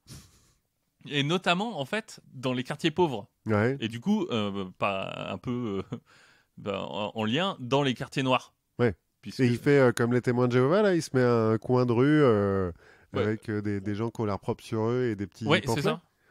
D'accord. Mais un blanc qui vient nous parler, quoi. Il y Ouais, a un peu ça. et puis qui vient nous parler de Euh, communisme en plus, parce que les témoins de Jéhovah, Aussi, c'est moins ouais, intéressant. c'est ça. Et à l'époque, il va rentrer au conseil d'administration de la NAACP, donc la société de protection des gens de couleur, dont on a déjà parlé sur le reggae et avec Ho Chi Minh, si je ne Ouais, m'abuse. parce que c'est. Alors, c'est pas celle de Marcus Garvey, mais c'est la concurrente. Et Enfin, la concurrente. voilà, donc il est vraiment reconnu comme un vrai pionnier de la mixité raciale. Il commence à avoir des gens qui veulent rentrer dans son église et il va falloir commencer à mettre un process en route. Ouais. Et ce qui se dit, c'est bon, il faut que les gens soient un peu au courant de ce qu'on fait. Donc, ce qu'il fait, c'est qu'il leur demande d'écouter des cassettes avant de rentrer dans son église. Ouais. La première cassette parle de toutes les erreurs qu'il y a dans la Bible. Ça doit bien marcher, ça. Et la deuxième, c'est une introduction au marxisme. Ah ouais, il est quand même un peu bourrin, parce que. Ce qui veut dire qu'il veut pas attirer le plus de monde possible. Parce Non, que il veut des gens qui sont convaincus. Ouais, ouais. Qui sont convaincus que ça marche. Et c'est à ce moment-là que lui va commencer à se prétendre être une personne réincarnée. En fait, deux. Ouais, bah on peut se réincarner plusieurs fois. Plusieurs fois, oui. Voilà. Tant que comme les deux. Sait. Hein, oui, ils n'étaient pas au même moment, ouais, voilà, puisque Moïse est né et mort bien avant Lénine. Ah, donc il est la réincarnation de Moïse et de Lénine. Exactement. C'est un choix. Pourquoi pas? Pourquoi pas? En tout cas, lui, c'est comme ça qu'il se présente. Mais il va commencer à avoir des premiers problèmes un peu plus graves que les menaces qu'il reçoit. C'est-à-dire que il va notamment, à San Francisco, être arrêté dans un cinéma porno. En train de se masturber devant un officier de police. Peut-être que ça le travaille depuis que sa femme lui a dit... Exactement. Et c'est à ce moment-là qu'il se confiera à une adepte en disant « C'est fini, j'arrête le sexe avec les étrangers. » Avec les étrangers. Les gens qui sont pas de son église. Bah là, en l'occurrence, il était en train de se branler, donc... Oui, mais bon, dans un cinéma gay, enfin, pas officiellement gay, mais bon, ouais, connu bon. pour ça, ça fait un peu désordre. C'est vrai que c'est... Ouais. Donc il va commencer à coucher avec les fidèles, hein, Ah oui, du coup. et il couche, en fait, avec un peu tout le monde. Notamment parce qu'il a des instincts bisexuels. Ouais. Bah parce que c'est un type ouvert, quoi. Il est ouvert dans tous les domaines. Mais aussi, le sexe va devenir petit à petit un peu une forme d'humiliation. Notamment sa sexualité homosexuelle. Une humiliation pour lui? Non, pour ses adeptes. Une façon d'asseoir son autorité Ah ouais, d'accord. sur ses adeptes qui sont, eux, pas forcément homosexuels. Oui, mais il les viole, quoi, en gros. oui, disons que le consentement est un peu aveuglé par, tout Oui, par le fait qu'il est la réincarnation de Moïse et de Lénine. Exactement. Il déclarera à ce moment-là, de toute façon, que tous les hommes sont homosexuels et toutes les femmes sont lesbiennes, sauf lui. Et que en fait, ils se donnent un air d'hétérosexualité, mais parce qu'ils ont honte de cette homosexualité. D'accord.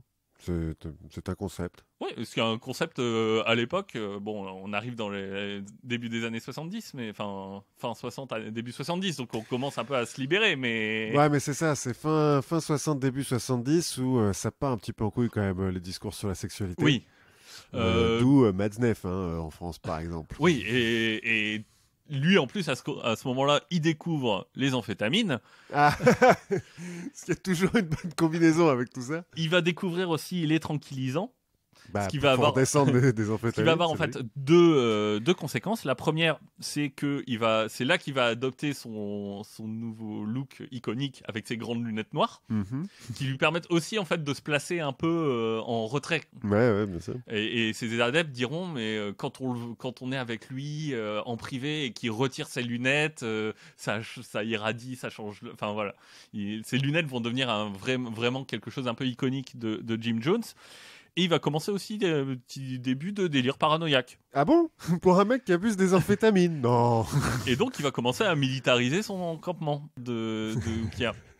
Normal. Donc il a des petits problèmes de sexualité, il commence à avoir des petits problèmes de dépendance, et à côté de ça, il a des petits problèmes familiaux, notamment parce que ses enfants arrivent pas à s'entendre et s'engueulent tout le temps. Stéphane Gandhi. Exactement, il est pas si pisse que ça. Et aussi, il a un petit problème entre sa femme et sa maîtresse. Bah, Notamment au moment où sa maîtresse tente de faire interner sa femme. Ah oui, ouais, là, bon, d'accord. Mais parce que sa femme, elle doit bien être au courant que si elle le refuse, lui, il faut qu'il décharge quand même. Ouais, un petit peu, et quoi. à un moment, sa maîtresse va disparaître pendant 6 mois. Bon, elle va revenir avec un enfant. Jim Jones dira qu'elle est partie à ce moment-là pour acheter des morceaux de bombes atomiques au Mexique. Ouais, au marché. Au marché des bombas atomicos. Ouais, voilà, à Tijuana, c'est bien connu. Exactement. Donc, ça commence à sentir plus très bon, Oui, cette histoire. Et donc, lui, il se dit, il faut un changement. Et donc, il va ouvrir 2 nouvelles branches. Il va fermer Ukiyo et il va ouvrir 2 nouvelles branches. Une à Los Angeles, une à San Francisco. Il a raison, faut aller où sont les gens. Il va alterner entre les deux. Et sa femme, Marceline, va alterner entre les deux en sens inverse, d'ailleurs. Parce que ça se passe plus très bien. Exactement, ça se passe plus très bien. Il faut communauté à part. À ce moment-là, il va introduire aussi quelque chose dans le Temple du Peuple, qui est la Planning Commission.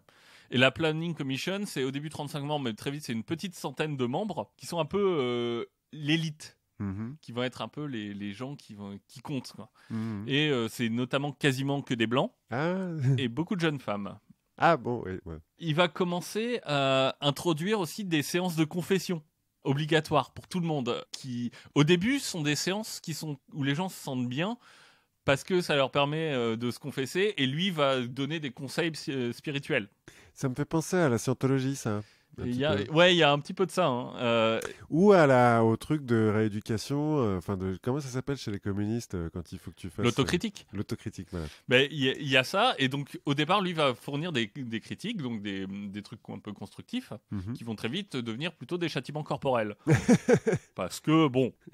Parce que quand t'as péché, bah voilà. Il va prendre tous les adeptes aussi, et il va leur imposer à tous de signer des lettres de confession, dans lesquels ils reconnaissent avoir violé des enfants, dans lesquels ils reconnaissent faire des complots pour assassiner le président. Mais alors, bon, les complots pour assassiner le président, je suppose que non, mais violer des enfants, ils l'ont vraiment fait? Non. Ah oui. Non, mais en fait, du coup, un peu comme la scientologie, ça lui permet d'avoir de quoi faire chanter tous ces adeptes. Et notamment, on a des gens à qui il fait signer des trucs en disant si jamais ça commence à pas aller, tenez mes enfants éloignés de moi parce que je les déteste.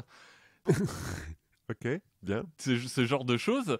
Et les gens se disent est-ce que je peux vraiment partir? Et du coup, là, je suppose que sa communauté, elle commence à se réduire un petit peu quand même. Parce que... Mais pas vraiment, parce que dans le même temps, en fait, il devient une figure qui est de plus en plus importante au sein de la politique locale de San Francisco. Ah, il devient connu, quoi, en fait. Il devient connu. Et pourquoi il devient connu? Notamment parce que il peut mobiliser 2000 personnes assez facilement. Ah. Et donc ça, c'est très bien. Il est connu aussi parce qu'il reste quand même très impliqué dans les quartiers noirs et pauvres. Il continue à faire des prêches, de la soupe populaire, de l'alphabétisation. Il continue son œuvre. Si tu veux, il va à cette époque-là, il va recevoir le soutien public d'Angela Davis, d'un des cofondateurs des Black Panthers, de Jane Fonda, qui elle est plutôt féministe. Beaucoup étaient pour la condition des Noirs à l'époque. Et donc, il reste une vraie figure de l'antiracisme. D'après la presse, il va avoir aussi un rôle important dans l'élection de George Moscone à la mairie de San Francisco. George Moscone? Oui. Je ne sais pas qui c'est. C'est le maire de l'époque qui a été élu avec 4000 voix d'avance. Bon, apparemment, son rôle est un peu exagéré, mais... Ouais, s'il a 2000 adeptes, 4000 ouais, en fait, il y en a d'avance... 200 qui ont voté. Mais bon. Ouais, mais s'ils ont voté 10 fois...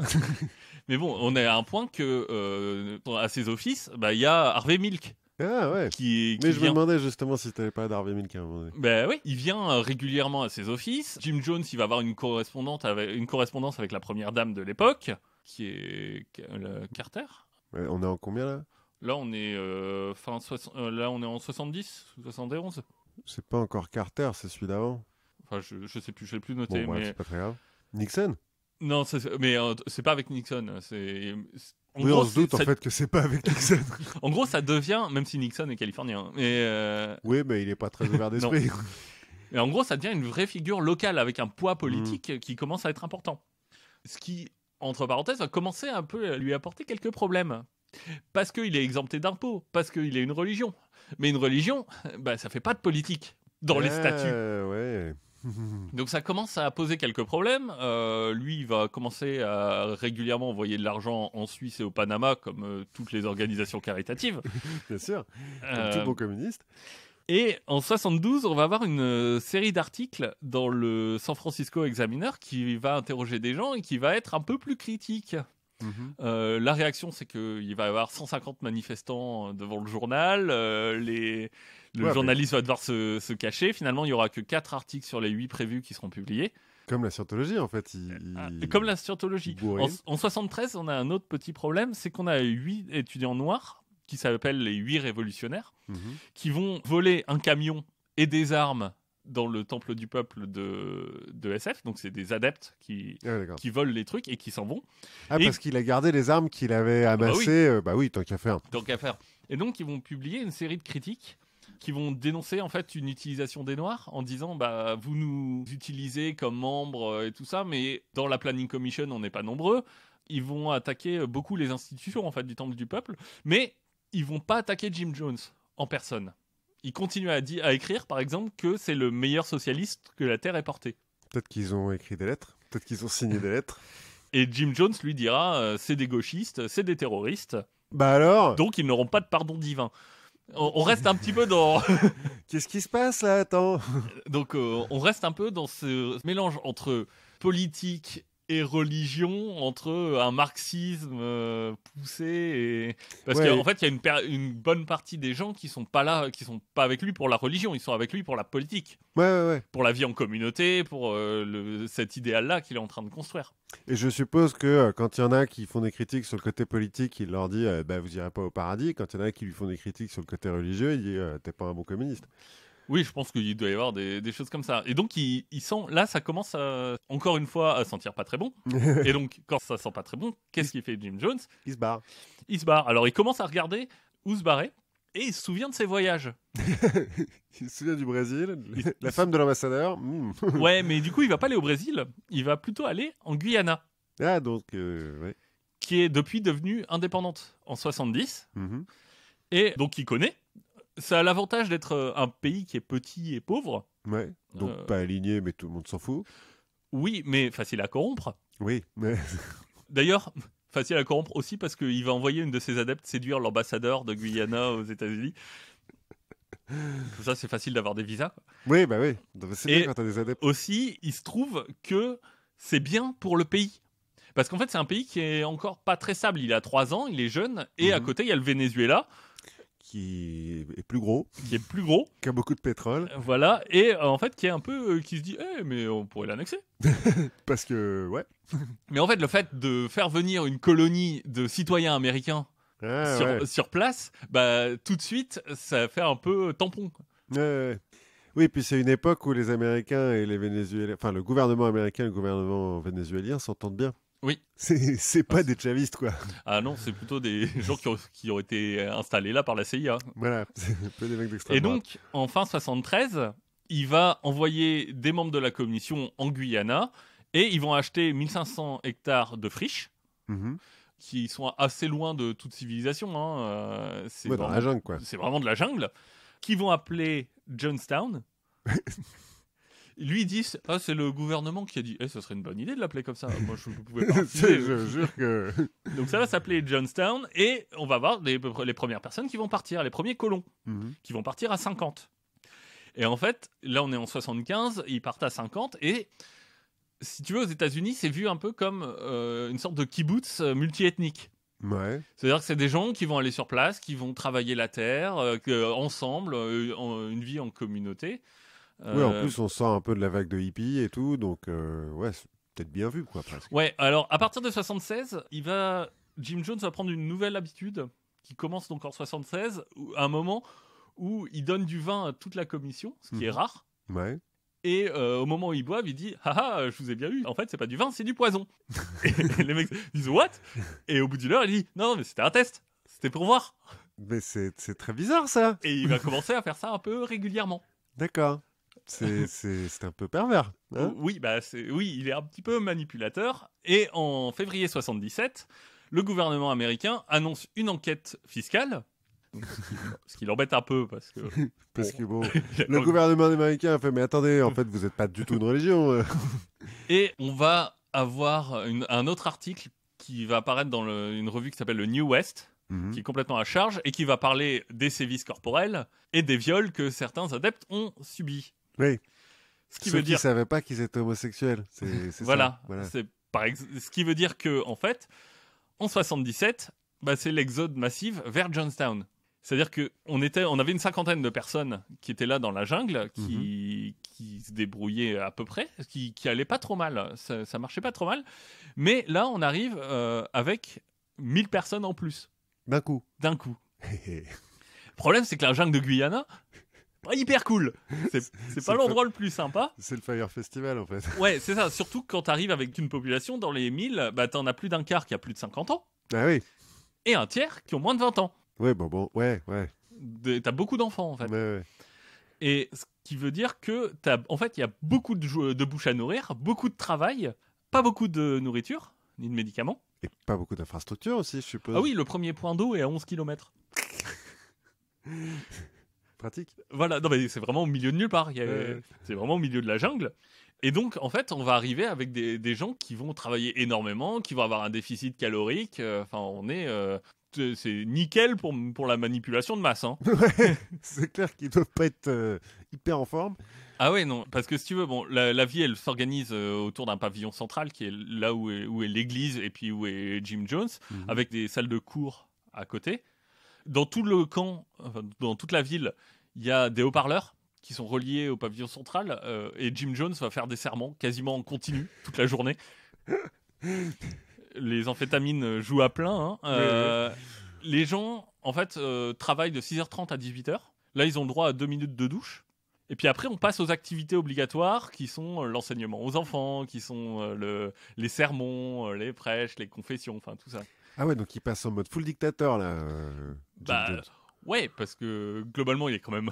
Ouais, il est au milieu de rien, quoi. Il est au milieu de rien, donc au milieu de aucune autorité. Ouais, c'est ça. Non, mais c'est pour ça que je dis full dictateur, c'est que c'est un petit pays, en fait, qui s'est créé, là. Ouais, en août 77, dans le camp, on entend résonner des coups de feu. Jim Jones arrive dans le camp en courant et dit « Merde, il y a un sniper qui vient de me tirer dessus. » Ouais. Le camp est attaqué, et donc là, il y a une sorte de mobilisation générale, les gens se soudent. En fait, il se trouve que c'est une manipulation complète. Hein, c'est lui qui a tout monté, mais il va aussi resserrer les liens au sein de sa communauté comme ça. Oui, en faisant peur, quoi.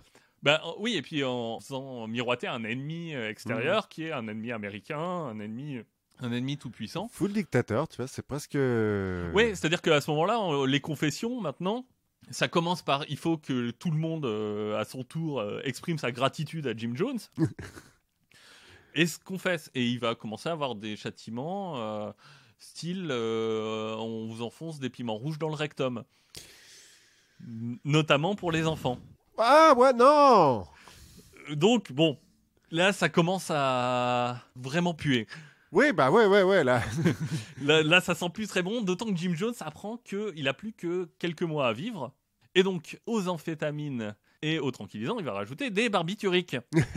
Mais pourquoi il a plus que quelques mois à vivre? Parce qu'il a une maladie de l'intestin, il me semble. Enfin, en gros, il peut-être lié aux amphétamines. En gros, il est très malade et donc il apprend qu'il a plus que quelques mois à vivre. Et donc là, ça y est, on lâche les chevaux. Le problème, c'est que aux États-Unis, on commence à se dire, on sait pas trop ce qui se passe là-bas, mais du coup, on sait pas trop ce qui se passe là-bas. Et il y a encore quelques adeptes qui sont aux États-Unis. Il y a une première enquête du FBI qui va déboucher sur rien. On soupçonne que c'est pas mal influencé par les liens politiques qu'il a gardés à San Francisco. Mais à un moment, à Johnstown, il y a deux très hauts placés, donc l'avocat du Temple du Peuple et une ancienne conseillère psychologique qui déserte. Sauf que Jim Jones avait reconnu leur enfant, comme le sien. Donc ils gardent leur gosse. Donc ils gardent leur gosse. Oh là là. il a fait signer une reconnaissance de paternité, donc il dit bah non, c'est mon fils, il va rester là. Il y a un gamin qui va prendre aussi une place assez importante, enfin qui va être reconnu un peu comme le successeur, enfin ou un des successeurs, ce qui va pas plaire aux autres enfants. Enfin bref, ça va être un peu la merde à Johnstown. Mais du coup, ces deux personnes au placé vont porter plainte auprès de la Guyana, qui va dire oui, on ordonne leur arrestation. Mais comme il n'y a que 3 flics dans tout le pays. Ouais, et puis qu'ils sont très contents de les avoir. Donc ils ordonnent leur arrestation et ils vont aller aussi voir le Congrès. Ce qui fait que en juin 78, on va avoir une ancienne adepte qui va témoigner devant le Congrès. Et ça va émouvoir un représentant de la Californie qui s'appelle Leo Ryan. Et à ce témoignage va s'ajouter la mort suspecte d'un des travailleurs sur place, en fait, qui est mort écrasé par un train parce qu'il s'est endormi d'épuisement. Comme on sait, les voies ferrées, c'est dangereux. On l'a vu la fois dernière. Et on va en reparler après. Donc, il est poussé par l'ex-avocat. Et donc, finalement, Leo Ryan va monter une expédition pour aller à Johnstown. Parce que Leo Ryan, il est un peu comme ça. C'est un peu une tête brûlée. Il va enquêter sur place. Parce qu'il est élu au Congrès, là, c'est ça? Ouais, c'est ça. Il est représentant. Ah ouais. Et bon, bah ok, on va en Guyana et tout. On va en Guyana, donc il arrive en Guyana le 14 novembre 78. Il y a des petites merdes, des gens qui disent non, mais c'est pas la peine d'y aller. non, s'il vous plaît. Finalement, il va quand même 4 jours plus tard arriver à débarquer à Johnstown. Avec lui, il va avoir 4 personnes qui sont des ex-adeptes ou de la famille d'adeptes, notamment un des 8 révolutionnaires qui s'était barré. Donc la visite, finalement, elle se passe bien. Il va voir les chœurs, on va lui présenter les projets de la ville, on va le laisser discuter avec les adeptes qui sont tous finalement assez contents d'être là. Il essaye quand même un peu de sortir du programme qu'on lui a prévu. Il va se rendre compte qu'il y a quelques dortoirs où les gens sont complètement entassés dans des conditions un peu compliquées. Et un reporter qui est avec lui, un des journalistes qui est avec lui, il y en a 3. Il va recevoir un petit papier qui dit s'il vous plaît, aidez-nous à partir. Sauvez-nous. Donc lui, il va aller voir Jim Jones en disant mais dites-moi. Et Jones dit s'il y a des gens qui veulent partir, qui partent avec vous. C'est un peu plus pratique que partir à pied dans la jungle. Qui partent avec vous, moi je m'en fiche. Et donc il y a 15 personnes qui disent ok, nous on veut partir. Là on a le droit, on se casse, salut. Ouais, c'est ça. Mais 15 personnes. Ils sont combien? Ils sont un petit millier. Ah oui, parce qu'ils étaient. Ils sont 1000, ouais. Ah non, pas beaucoup quand même. Non, pas beaucoup. Et Jim Jones dit mais enfin là il y en a 15, s'il y en a 200, c'est pas grave, moi je m'en fous, qu'ils partent, c'est pas grave. Ouais. En fin de journée, il y a quand même un adepte qui va attaquer le député au couteau. Jones va l'arrêter en disant bon, pas de problème, on va s'occuper de lui, machin. On se demande si c'est pas téléguidé par Jones. Oui, c'est ce que j'allais dire. Et qui va dire bon, faut peut-être pas rester ici non plus quand même. Hein. Faites attention, c'est dangereux. Donc ça précipite un peu le départ du député. Et donc, il y a un dernier fidèle qui s'appelle Larry Layton qui va se joindre à eux. Ils vont partir du camp. Il y a un aérodrome à côté, donc ils vont commencer à monter dans l'avion. Là, Larry Layton, bien sûr, sort un gun, tire sur tout le monde. Il y a une Jeep qui arrive avec des mecs armés qui continuent de tirer sur tout le monde. Bref, on a un déserteur qui meurt, 3 journalistes et Leo Ryan. Ah ouais. Là, ils sont allés loin quand même, les mecs. Là, ils sont allés un petit peu loin. Parce que déjà, le petit tour du village façon Corée du Nord, non, regardez, tout le monde est content, c'était un peu chaud, mais alors là... Ouais, alors là, surtout que en fait, ils tuent ceux-là, mais les autres s'en vont. Ah oui, ils ont pas tué tout le monde. Ils ont pas tué tout le monde, tu vois. À la limite, s'ils avaient tué tout le monde, bon... Ça serait... Là encore, c'est pas un conseil légal que je suis en train de donner. Ce serait pas plus excusable, mais ça aurait été plus intelligent peut-être. Et Jim Jones, il se dit, tiens, on est peut-être allé un petit peu loin. C'est un peu dérapé cette histoire. Donc, qu'est-ce qu'il va faire? Il va rassembler tous ses fidèles et il va leur dire, cette visite, c'était une attaque du gouvernement. Et on va pas les laisser s'en tirer comme ça.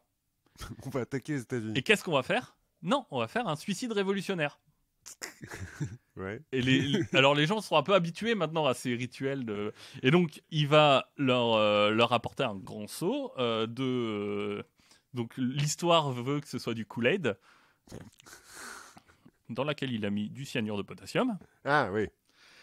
Voilà, 909 morts, ouais. Dont Jim Jones et sa famille et dont 300 enfants, 304 pour être précis. Oh la vache. Tout ça, c'est enregistré. Enfin, les derniers sermons sont enregistrés. Il y aura quand même quelques survivants, des membres du service de sécurité, quelques adeptes qui étaient à Johnstown. Il y avait un mec qui était sourd. Il a pas entendu, il a vu tout le monde boire, il a fait non, mais j'ai pas soif. Moi. Ouais, et puis il est arrivé, genre, tiens, mais tout le monde est mort. Parce que t'as quand même 900 cadavres. Oui, aussi. Ouais. Et aussi, t'as un vieux qui s'est endormi. Et donc, il dormait quand il... J'imagine le mec qui était en ville, tu vois, dans la ville à côté, et qui reviennent avec les provisions et tout. Ouais, c'est cool, les gars. Bah. Ouais. C'est Et passé quoi, surtout là que sur les cadavres, on retrouvera aussi sur certains des marques d'injection et des marques de violence.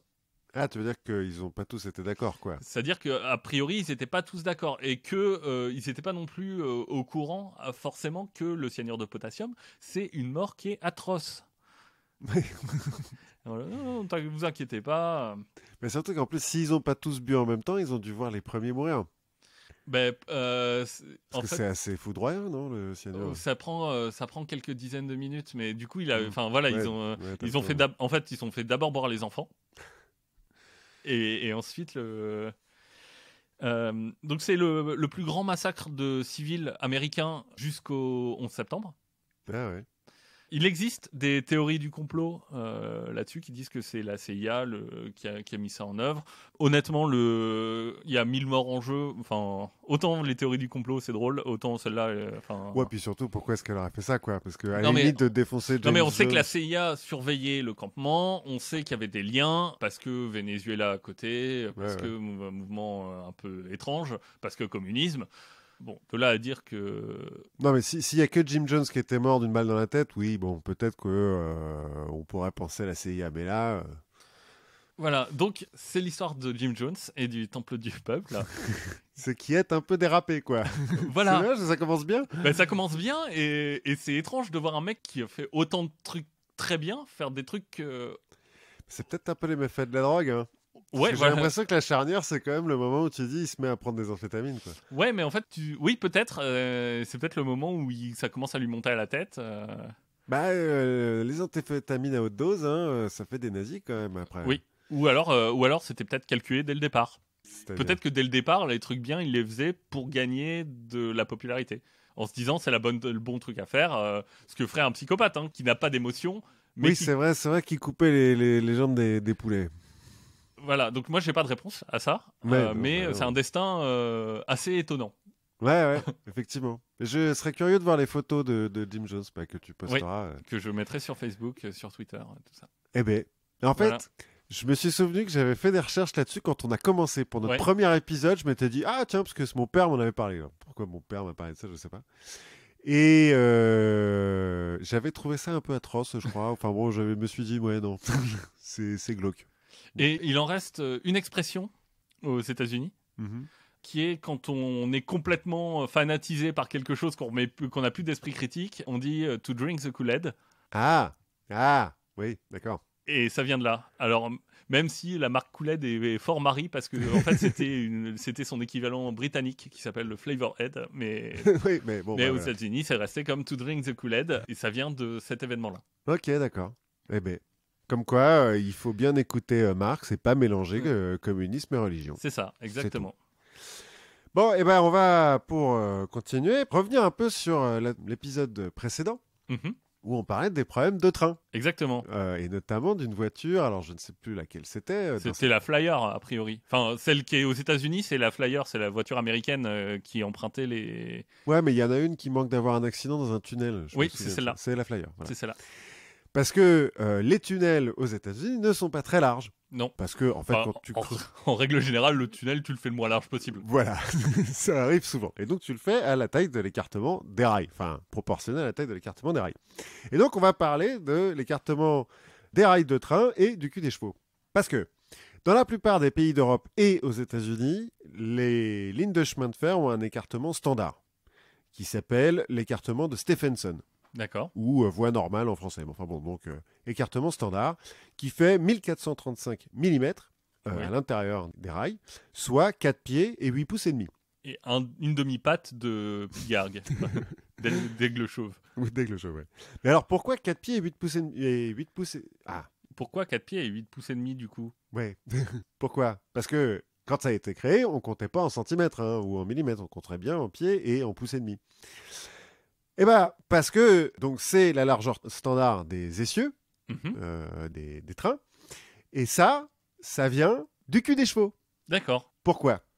En 1821, George Stephenson, donc le Stephenson de l'écartement Stephenson, est nommé ingénieur en chef pour construire la première ligne de chemin de fer public en Angleterre entre Stockton-on-Tees et Darlington. Ça fait 40 bornes. Bon. C'est un essai, quoi. Ouais, c'est un essai. Non, lui, il a déjà fait des essais parce qu'avant, il travaillait pour une mine. En gros, dans une des deux villes, là, il y a une mine. Oui. Puis il faut amener le charbon dans le vide. Ok. Il a déjà fait des essais donc dans la mine, de faire des locomotives notamment. Mais là, on veut créer une ligne de chemin de fer publique, qui en fait, dans les statuts même, tout le monde peut l'utiliser. Et d'ailleurs, à l'époque, chemin de fer, ça veut pas dire locomotive. Ça veut juste dire qu'il y a des rails. Oui, c'est ça.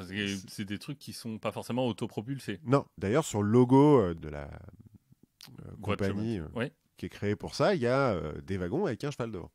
Bref. Stephenson, donc, il reprend les designs qu'il a fait dans sa mine quand il a utilisé, et donc, il va installer ses premières locomotives autopropulsées sur cette ligne. Or, il les a fabriquées à partir des chariots de tramway. Le tramway, à l'époque, est tiré par des chevaux, mais donc il est sur des rails. Oui. Or, ces chariots de tramway, avant qu'on les mette sur des rails, c'était des chariots normaux. Oui. Les mecs qui ont inventé le tramway, ils ne se sont pas fait chier à inventer d'autres essieux et d'autres trucs. Ils ont pris les mêmes écartements que les chariots qu'on utilisait avant sur les routes, qui généralement sont tirés par 2 chevaux. Or, depuis des siècles, on utilise ces chariots qui sont tirés par 2 chevaux sur les routes d'Angleterre, ce qui fait qu'il y a des ornières. Ce qui fait que tous les fabricants de chariots, finalement, les construisent à la même taille. Pour qu'ils rentrent dans les ornières. Voilà, pour que les roues rentrent dans les ornières. Et puis, parce que si c'est plus petit ou c'est plus grand, t'as une chance sur 2 de péter ta roue, quoi. Or, qui est-ce qui a construit les premières routes en Angleterre ? J'imagine que c'est pas les Chinois, donc ça doit être les Romains. Les Romains, effectivement. Et les Romains, qui sont un petit peu standardisation quand même, déjà à l'époque, ils ont un petit peu inventé ça. C'est un peuple latin. Ouais, c'est ça. Et guerrier. Parce que donc les Romains, ils ont créé des voies romaines un peu partout. Pour ramener l'armée, quoi. Ouais, pour ramener l'armée. Ils disent que c'est pour faire du commerce, mais enfin, c'est surtout pour ramener l'armée. Et donc, dans l'armée romaine, on a des chariots qui sont standardisés et qui sont donc tous à la même taille. Et à cette taille de 4 pieds et 8 pouces et demi, qui en fait, en pied romain, fait 5 pieds. D'accord. Romain. Parce que le romain... Le romain a des pieds plus grands. Oui, que le breton, vous avez connu. Oui. Bon. Et pourquoi 5 pieds romains ? Pourquoi 4 pieds et 8 pouces et demi ? Parce que ça permet de mettre 2 chevaux et d'avoir les roues qui dépassent un petit peu sur les côtés. Enfin, 2 chevaux plus l'attelage, etc. Donc, l'écartement des rails dépend de la taille du cul des chevaux. Moyen au moment de l'Empire romain. Mais ça va plus loin, cette histoire. Parce que donc ça, c'est au début en Angleterre. Mais ensuite, aux États-Unis, quand on se met à faire des chemins de fer, pas beaucoup plus tard, 1831, on veut des locomotives. Oui. Et on les importe d'Angleterre. Du coup, elles ont le même écartement. Du coup, on fait des chemins de fer au même écartement. Et on fait un petit saut dans le temps. La navette américaine, dans la fin des années 70, quand on fait une navette spatiale. Oui. On a tous vu des images de cette navette, donc, qui est collée sur un espèce de gros machin, une grosse fusée orange, qui a 2 petites fusées blanches sur les côtés. Ces petites fusées, elles sont construites dans l'Utah. Pourquoi ? Je sais pas, mais bon, elles sont construites dans l'Utah. C'est les propulseurs auxiliaires. Et pour les ramener jusqu'à Cap Canaveral, on les met sur les rails. Pourtant, c'est des propulseurs, ils volent. Ouais, mais bon, dans l'occurrence, on les met sur des trains. Or, ces trains, donc, ils ont l'écartement standard. Ouais. Et ils passent dans des tunnels qui sont construits autour de l'écartement standard. Donc, les propulseurs de la navette spatiale américaine doivent pouvoir passer dans ces tunnels. Et c'est pour ça qu'ils sont tout petits, les 2 petits machins autour du gros truc orange. D'accord. C'est une jolie histoire. Oui. Ça veut dire que les propulseurs de la navette américaine sont liés à l'Empire romain. Au cul des chevaux romains. Au cul des chevaux romains. Bon, en fait, c'est pas tout à fait vrai. C'est une belle histoire qui date, la première fois qu'on en parle dans les journaux, c'est 1905. Et puis, dans toutes les chroniques, vaguement, culture, science, de toutes les émissions du monde, on t'a parlé de ça une fois pour dire « Ah, vous avez vu, la navette spatiale américaine, le cul des chevaux. » Mais pas chez nous.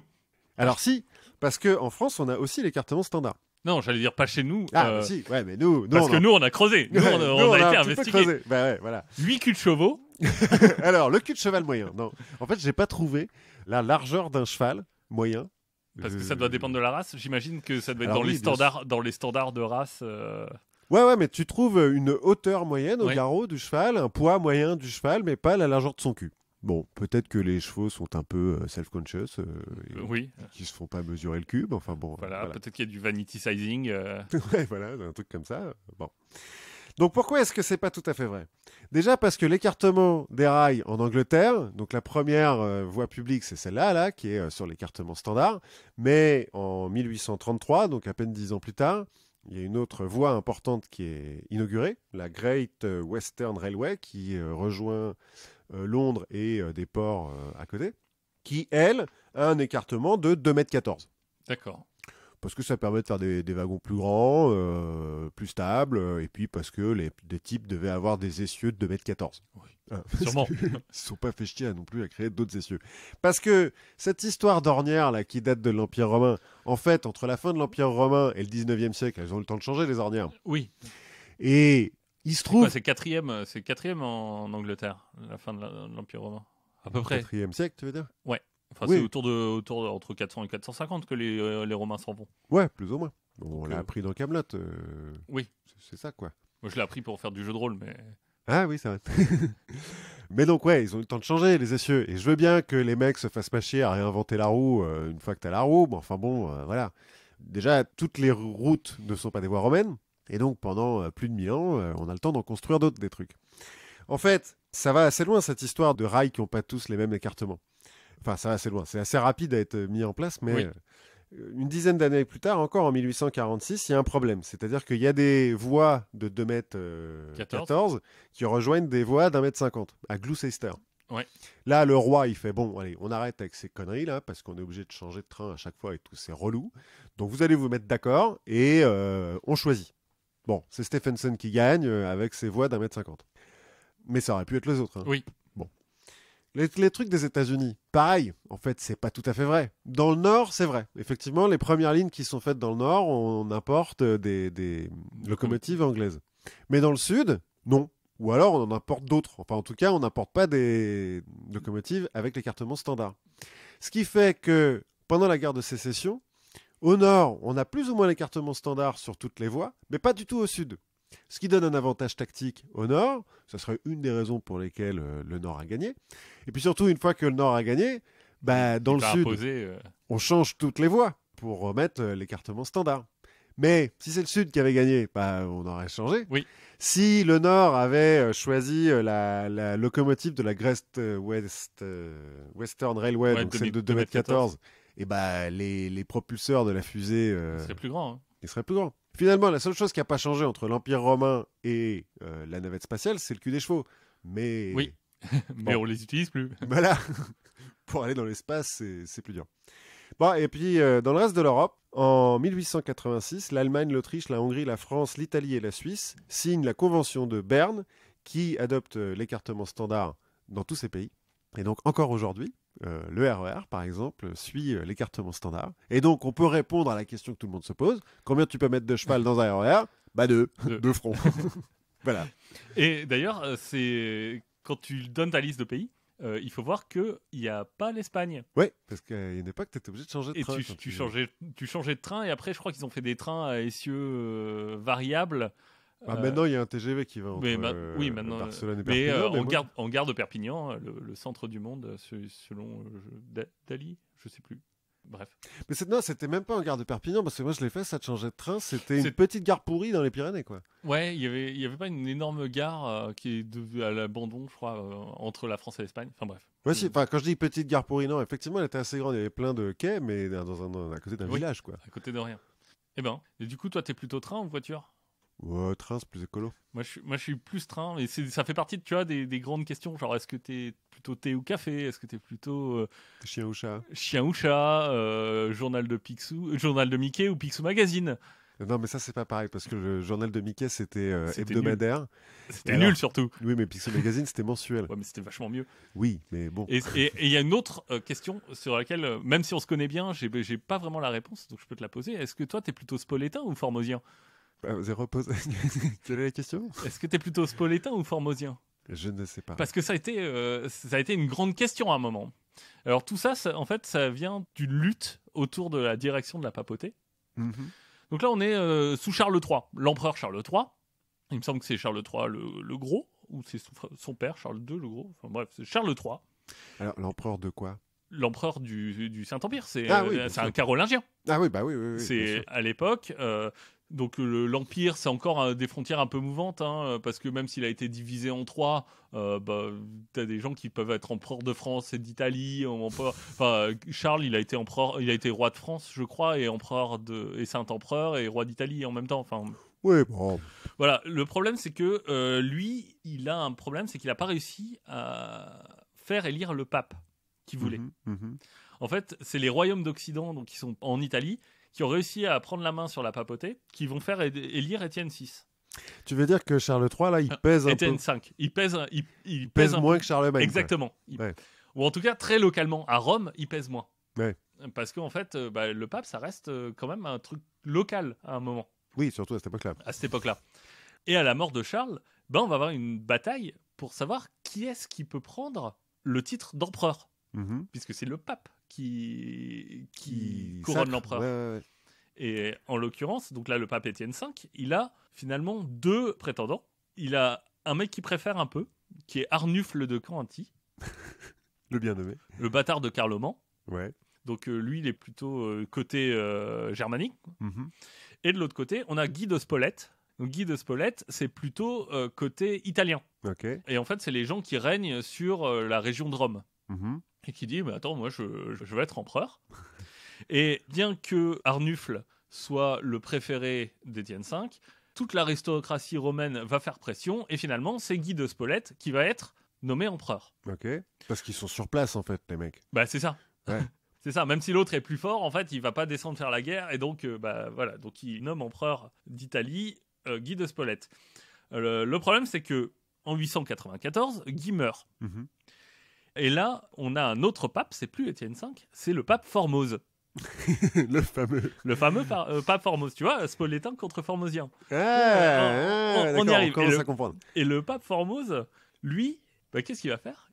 Il va couronner empereur comme successeur de Guy de Spolète, Arnulf. Ah oui, celui qui s'est fait avoir la fois d'avant. Voilà. Plutôt que Lambert de Spolète, Le fils de Guy. le fils de Guy. Voilà, à qui il avait promis la couronne en échange de devenir pape. Ouais. Ah oui, d'accord. Donc un pape pas. Bah voilà, il retourne Kazakh, Ouais. il retourne sa casaque de pape, et ça emmerde les Spolétains qui sont un peu humiliés, ils vont partir de Rome, et c'est un grand affront pour eux. Et il se trouve que Formose va mourir en 896, Mhm. donc 2 ans plus tard, Ouais, ça reste pas très longtemps, pape, à l'époque. Alors, Formose, il est resté 2 ans quand même, parce qu'il va être remplacé par Boniface VI, qui va être pape 15 jours. Oui. C'est pas le plus court. Ouais. Le plus court, il y en a, je connais plus son numéro, mais il y en a un qui reste 12 jours, autour de 1500 et quelques. Bah, c'est déjà pas mal, ils passent la semaine, les mecs. Ouais, mais là, donc 15 jours, donc Boniface VI, il n'a pas une importance énorme dans l'histoire de la papauté, hein, on va pas se mentir. Et ensuite, donc, c'est Étienne VI. Étienne VI, quand il est nommé pape, ordonné pape, élu pape. Les Spolétains reviennent, et ce qu'ils vont faire, c'est que eux ils l'ont mauvaise, et donc ils vont forcer Étienne à mettre en accusation Formose. Mais qui est mort. Oh, mais c'est pas grave. On le met en accusation, et on va convoquer un concile, ou plutôt en l'occurrence un synode, Mhm. pour juger le pape Formose. Ok. Alors, quel est le problème? Le problème, comme tu nous l'as évoqué, c'est le concile de Nicée. Ouais. Alors, Le 1 ou le 2? c'est le 2. Ouais, parce que les suites sont toujours moins bien. Pourquoi? Parce que, en fait, Formose, lui, à la base, il est évêque de Porto. Ouais. Mais il est envoyé comme missionnaire, il part comme missionnaire en Bulgarie. Et il va évangéliser la Bulgarie. Mhm. Les Bulgares, ils sont fans de lui. Et ils disent, nous, on veut qu'un seul évêque, c'est Formose. Ok. Lui, il dit, je sais pas, non, pas vraiment. Les Bulgares foutent un peu la merde. Le problème, c'est que Jean VIII, en fait, il va dire, non, le concile de Nicée II dit, un évêque ne peut pas changer Oui, Il ne peut pas avoir deux évêchés. Exactement. Et donc, il va l'excommunier en disant, tu fous la merde avec les Bulgares, tu fais peser un risque sur la religion, donc excommunication. Et puis t'as pas suivi les règles, parce que ce que j'ai compris du concile de Nicée II, c'est quand même des règles ultra précises de qu'est-ce qu'a le droit de faire un prêtre ou pas, quoi. Et donc, il est excommunié. En 879, on lui lève son excommunication s'il renonce à son titre d'évêque de Porto et à porter un titre religieux. Mhm. Donc lui, il accepte. Bon, finalement, Jean VIII meurt. Lui, il se dit, bon, je vais redevenir évêque. Il redevient évêque. Il est élu pape. Et donc, on l'accuse d'avoir menti. Ah, et de ne pas avoir été légitime au moment de son élection. Voilà. Et donc, on va le mettre en accusation. Quand je dis on va le mettre en accusation, c'est-à-dire que on va exhumer son cadavre, qu'on va revêtir d'habits papaux, qu'on va amener dans la salle du synode, et on va juger son cadavre avec un diacre qui va être son les bras. non, mais qui va être son avocat. Ok.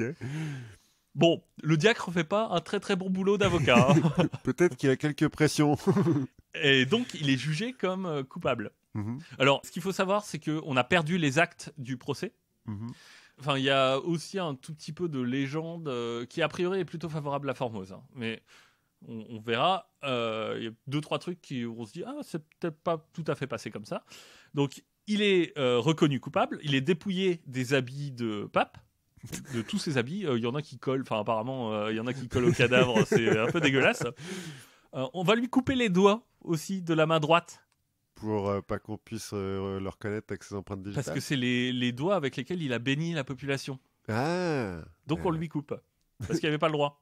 Ouais, logique. Son élection et tous ses actes sont bien sûr invalidés, Mhm. dont le couronnement. Oui, c'est ce que j'allais dire. C'est que Terminus. du coup, l'empereur. Voilà. Et ensuite, bah, on va donner son cadavre au peuple romain qui va jeter le cadavre dans le Tibre. Normal. Coup de théâtre. Le Tibre rejette le cadavre de Formose. Ok. Et là, c'est un signe. Ah bah oui, carrément. Là, c'est un signe. Les partisans de Formose se révoltent. Donc, c'est les émeutes dans Rome. Le pape Étienne VI, lui, va être arrêté. Il va être étranglé dans sa cellule.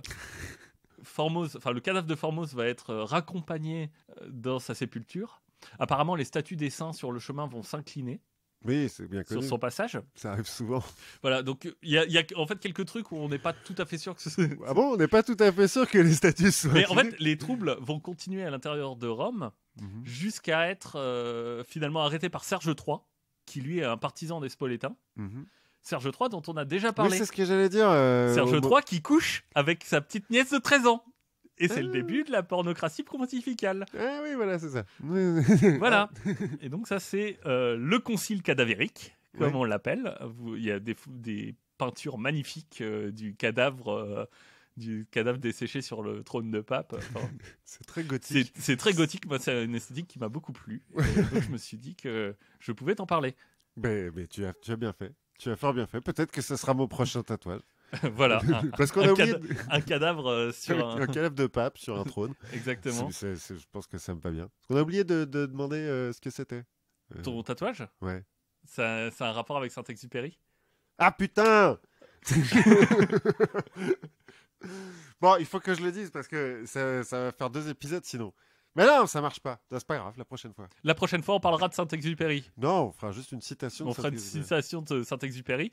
En tous les cas, la prochaine fois, on se reparlera de sujets hyper intéressants. Mhm. D'ici là, bah, vous continuez à nous écouter, vous continuez à partager, à nous laisser des avis et des commentaires sur Apple Podcast et les autres. C'est hyper important. C'est comme ça que nous, on peut toucher d'autres gens Exact. et répandre la bonne parole de la confiture. Et d'ici là, bah, amusez-vous bien. Ouais, à la prochaine fois. Salut!